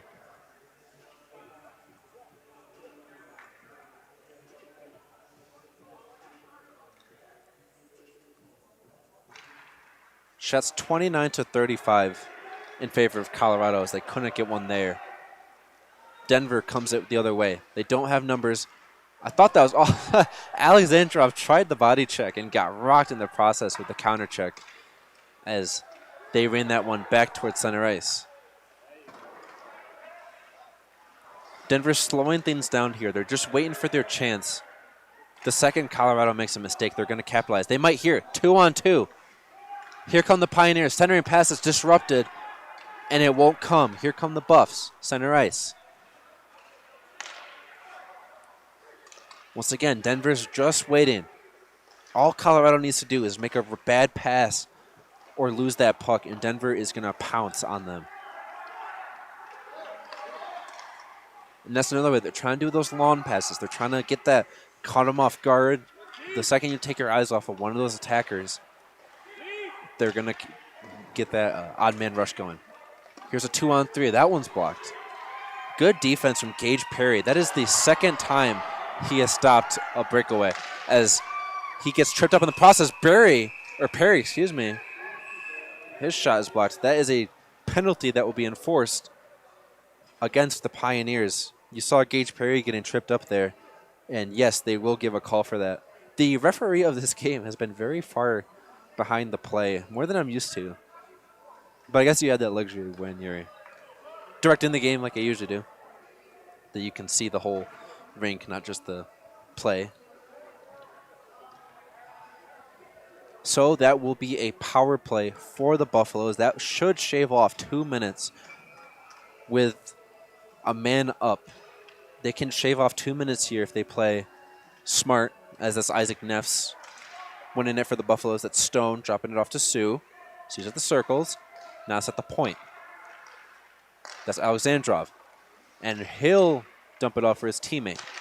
That's Fisher. Fisher wants another one. He's been hot all spring. Stone now. Buff's just playing keep away. There's Neffs behind the net.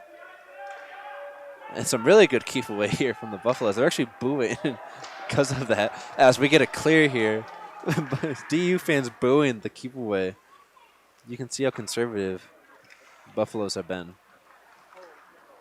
Best case scenario, no shorthanded goals. They can shave off 2 minutes and deal with 5 minutes of even strength to preserve that lead. That's Sue. He has Alexandrov. He chooses to keep it behind the net. Now he'll dump it to Alexandrov. Alexandrov to Stone. Stone and Fisher straight into the abdomen of Jackson Carlitz. Excuse me. What an exciting period of play. Colorado entered with a 2-goal lead, but Denver never out of it. Denver is running out of time. They have a little under 7 minutes to get that equalizing goal. They just need one chance. Colorado wins that draw. They have had possession this entire power play, barring that, or excluding the clear. As that's Levkis at the slot, or at the top of the circles, won't go. Now 30 shots in favor, 38 to 30 in favor, as here's Levkis. Levkis, a wide open shot. There's another save. Carlitz is approaching 40 shots saved. As Hadrick's trying to get one. 30 seconds on the power play to go. 6 minutes in regulation. Let's Levkis. And a bad pass there. Denver will not chase. That is 20 seconds. Colorado might have time for one last push in this power play. Off of the trip in. There's Hadrick. You can see this contained defense right now from this Denver team. They're just looking for one breakaway, shorthanded. And here come the Pioneers wheeling it in. That's Nolan Patrick. Been saying his name all day. As another big hit comes at the expiration of the power play. We are back at even strength. 5.5 for the Buffaloes. Will Hadrick has it. And another check into the bench.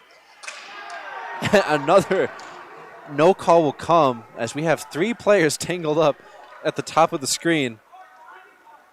No call coming. Here come the Pioneers. Buffs wanted calls. Denver wanted calls. Nothing will come. It's playoff hockey. Puck finds its way back to Vena. He's at the red line. 5 minutes. Denver barely loses the blue zone. They're going to have to regroup. They do. That's Vena again. It takes a hard hit. Buffs have been trying all day to get those checks off. Denver a little frustrated. Their bench looks a little disappointed with the past couple possessions. They still have 4.5 minutes to find a tying goal. Buffs just offside. I think that could have gone either way. But Colorado will be caught offside. We will get a neutral zone draw. Both teams looking outstanding, playing the top of their performance. These are 2 juggernauts in the BMHC. Who is going to step up? Can Colorado close out this game, or will Denver find that opportunity they've been looking for? That's Alexandrov. And a shot finds its way to the goal. That was from the logo. What a snipe there to just be on target. That was a good shot from Alexandrov as Simpson dumps it. Here's Isaac Ness. I must say, Buff's been doing pretty good preventing some shots from Denver or keeping it in the attacking zone altogether. If Denver's going to get the equalizing goal, something has to change in the next 4 minutes. They have not had an answer to this Buffs team. They got one pass on the tip-in, but not many times they're going to miss that. And who knows how many more chances they're going to get. That's Smithberger. Denver's regrouping. Cross-ice pass, no one has it. Pioneers will have to retrieve, and they'll opt to dump it back with Smithberger in chase for the Buffaloes. And another dump in. Icing has been waived. That will force Caleb Allen to dump it to his teammate. Pioneers just antsy. You can see how far forward their attackers are playing. Here they come. They don't have the numbers. They're still going to try and dump this in. As the puck finds its way to the point. Here is a 2-on-1, and the player spills in return. Defenseman, it's the goalie and Fisher. Fisher's shot is saved. What a save from Jackson Carlitz. His defenseman took a spill. It was him and the goalie, and Carlitz got it done as we are starting to get chippy here. 2 minutes 50. Colorado needs to hold the lead, and they have the trophy. Here's Corey DePonio. We're down to the final line. Levkis, a shot. That one's gloved. 41 shots for the Buffaloes. Now 42. As we get a much-needed breather for both of these teams. 2 minutes and 33 seconds from crowning the champion of the BMHC.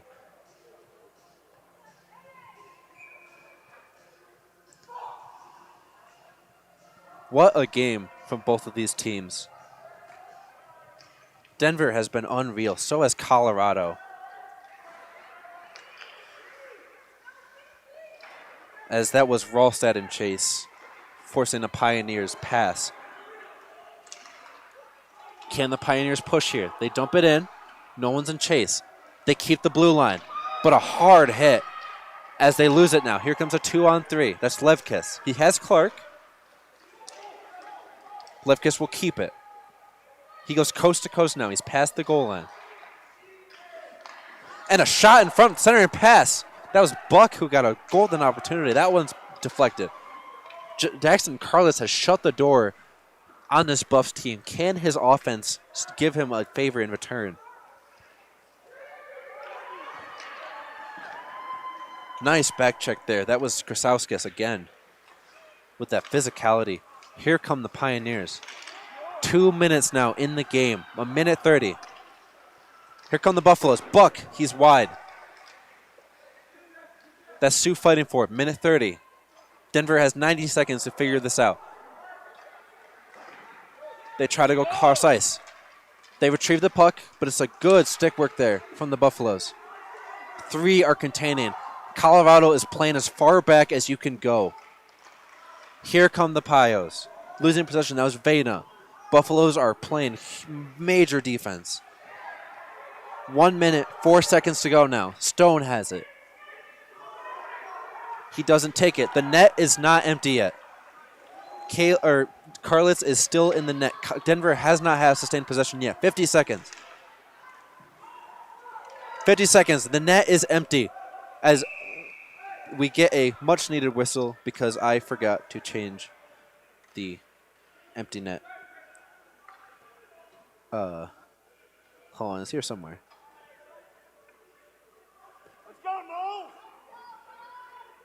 Oh. Maybe it's not. Okay, pretend the red is black. I did not make a empty net graphic. There's a lot of stuff you need to prepare for this. But we will get a timeout here that was called on... Yep, the Pioneers did call that timeout. They will have just a minute or two to think things over. They are 44 seconds away. Colorado has been playing as far back defense as you can get, just trying to deny any shots from this Denver team. And Carlitz playing heroics right now. He has not let a Colorado goal since. But can his team pay him back in return? And the whistle is blown. Both teams will give one last conference. 44 seconds. This is it. We are at the end of the line of the BMHC. This is Scope of Sports' final game here for D2 hockey of this season. It has all come down to the next 43 seconds. What do the Pioneers have in them? That's Shane Walker right at the top of the screen. You can see him there with Mirovic, who now comes into the faceoff dot. This is the biggest draw of the night for both of the teams. That's Levkis. He wins it for his Buffaloes. 40 seconds now. Puck is loose along the end boards. Levkis is in chase. He can't find it. That's the puck back at the point. Pioneers have it, and a tip-in is missed. Caleb Allen keeps it out. Denver can't get anything there. 24 seconds to go. They have to get possession back. Here comes another shot. That one's wide. Buffs keep possession of it. 17 seconds. They have one last shot, and a wide open net. Caleb Allen's there in time. He gets the save. Caleb Allen post to post as that one is sent towards the empty net. It will not go anywhere near it. Call that an icing. 5 seconds to go. We will get one last offensive zone draw, and it looks like we will get a time clock adjustment. Referees want to make sure we get every second back.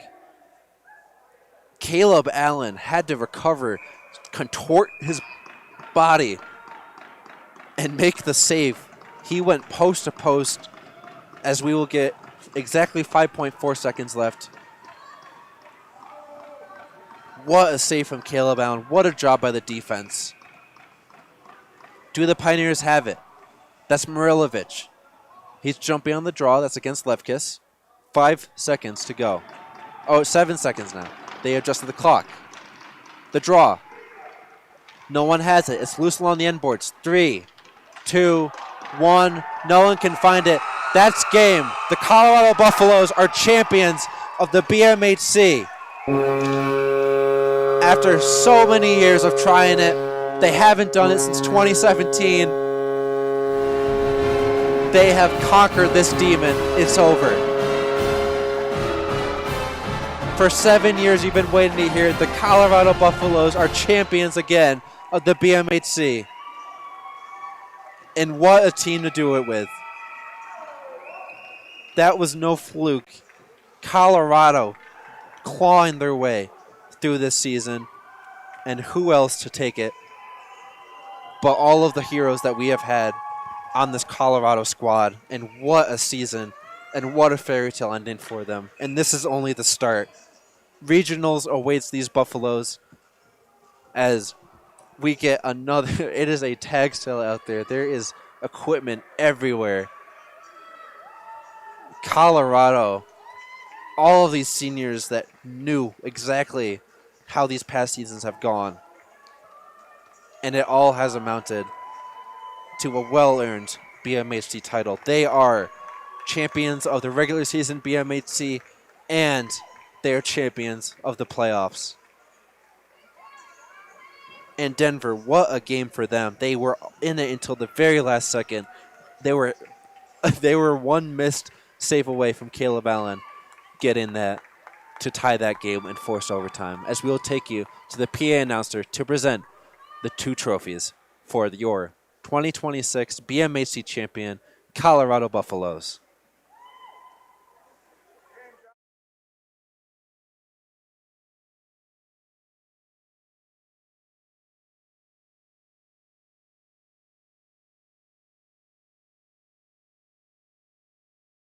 Okay, never mind. They're putting some boxes out for the awards. We will wait until then.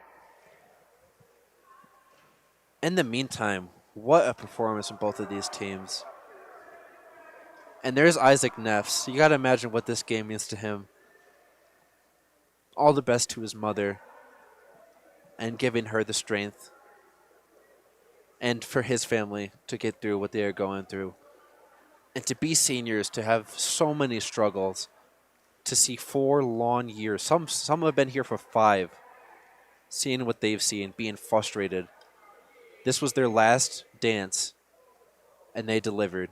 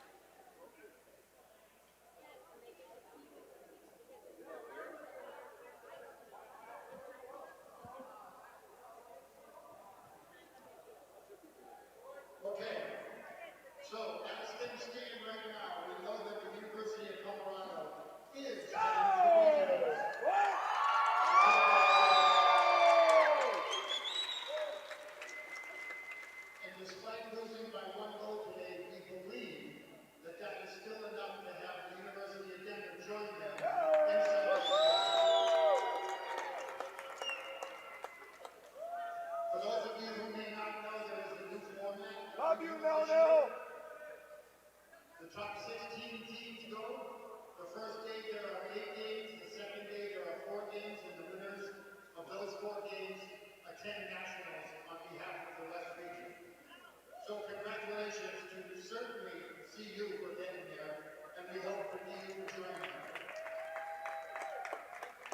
And now, only a couple of times in the last 9 years has the same team won both the regular season conference championship and the playoffs. And that is what CU wants this year. So, I'm going to ask Captain, Tabitha Bettson, and Assistant Captain Zane Polachek to please come up and accept the champion's trophy.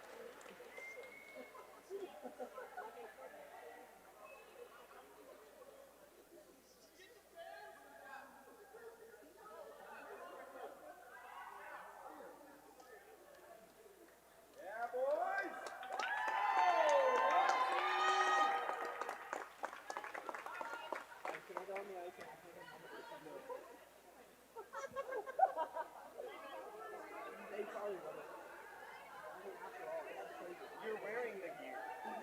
I played with soccer too. They'd be like, this makes sense though.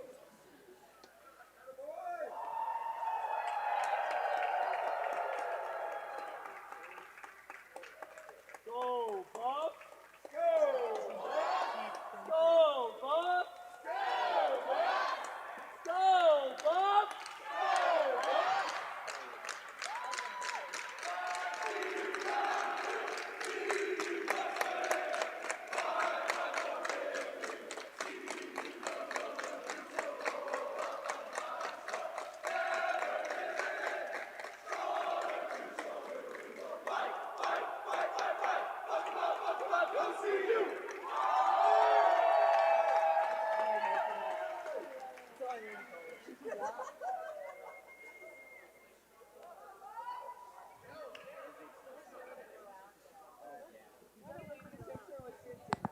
There you have it. Your 2025-26 Colorado regular season and playoff champions of the BMHC. What a performance from these Buffaloes team. And you heard it. It is very rare to see a team do both, to cap off a season with the regular season trophy and then deliver in the playoffs. And they are one of the very few teams to have achieved that feat. You can see all the players that they gave that to. I have to imagine it's got to be hard to hold that trophy and not think about every staining loss, every disappointed ending to the season. They have earned that trophy. And every single one of those seniors just remembers what it took. And what an exciting prospect for this Buffaloes team. As we will wait to see what happens in regionals, the winner, as I tried to listen on the new format for the broadcast, the winner of the four regions will advance to nationals. There will be a Frozen or Final Four, and we will crown the ACHA champion. You have to imagine this Buffaloes team is in that conversation. They are lethal, as you saw. They may not be the prettiest opening those games, but they are lethal across those 60 minutes, and that is what will take them far. So we will wait to be seen what will happen as Colorado is rightfully champions of the BMHC again. It took 7 years. They are back on top. And what a storybook season for this Buffaloes team, leading the BMHC from the start and never looking back. You know, 2 years ago, freshman year, we talked to Coach after a post game, and this Buffs team fell. I don't remember. It was one of the last games ever at the rec of that year, and we asked them just general comments. And the coaches are different, but one of the assistant coaches said to the players just to remember the loss. Remember it when you are in the gym or training or getting ready for the next season or in the middle of a game. Remember what losing feels like. The stinging, wishing you could have done more. And then next time, do more. And could not have worded that better myself. This team now knows winning. And they have done it at the highest level of the BMHC. And they will carry it into regionals. And we will wait to see how they turn out in Salt Lake City. But what a performance from this Buffs team. Thank you, everybody, for being there with us past year. It was very difficult getting out some of these streams. You know, I work at a grocery store, and some of these streams weren't the best, but we figured it out. You know, all of our crew for this year that amounted in the season that we've had. I want to thank every single person that showed up on our broadcasts, that called games or done camera work. You guys have not gone forgotten, and truly thank you guys for watching and supporting our streams, and we cannot wait to see how the future seasons will go. But for today, we can ignore all of that and rest with Colorado knowing that they are champions of the BMHC. We have won it yet again. As we will look again to the post-game theatrics, we have the coaches, the seniors, all get in their flowers to cap off an amazing performance. They are not going to leave this ice anytime soon. They're going to relish the right to own that trophy for the 2026 season. As you can see right on there, soon to be the Colorado Buffaloes, as the regular season trophy already has their inscription on it. And so for Denver as well, another juggernaut in the West, they'll look to make a regionals bid. I believe it depends on the rankings that are published, but I believe as of today, they should get one. And what a team Denver was. What a scary team heading into Colorado and Westminster. We saw that game, how hard they fought. And both teams came in here and did their job. Colorado came out on top, though. And so that will conclude today's coverage. Once again, I have been Nick Evans, my amazing girlfriend, Brittany Garcia, on camera for you guys, making sure that we got out a broadcast for today's game. We hope you've enjoyed our coverage. This will end SBS's broadcast coverage of the D2 team, and we end it on a high note. We will see you guys in a couple of months in August to welcome back the BMHC reigning champion. As there's actually Girl Scout cookies, looks like tagalongs inside the trophy, which now makes me hungry. We will see you guys in 2026 to welcome your defending champion, men's D2 Colorado Buffaloes team, and there's nowhere else we would want to broadcast. Thank you guys for tuning in. And I think that's all we have for you guys. So we will wait to see how they do in regionals. But from us, take care from the rec center. Whoa. Wow, I'm just used to saying that. Take care from Westminster at the Promenade. And remember, you heard it here first.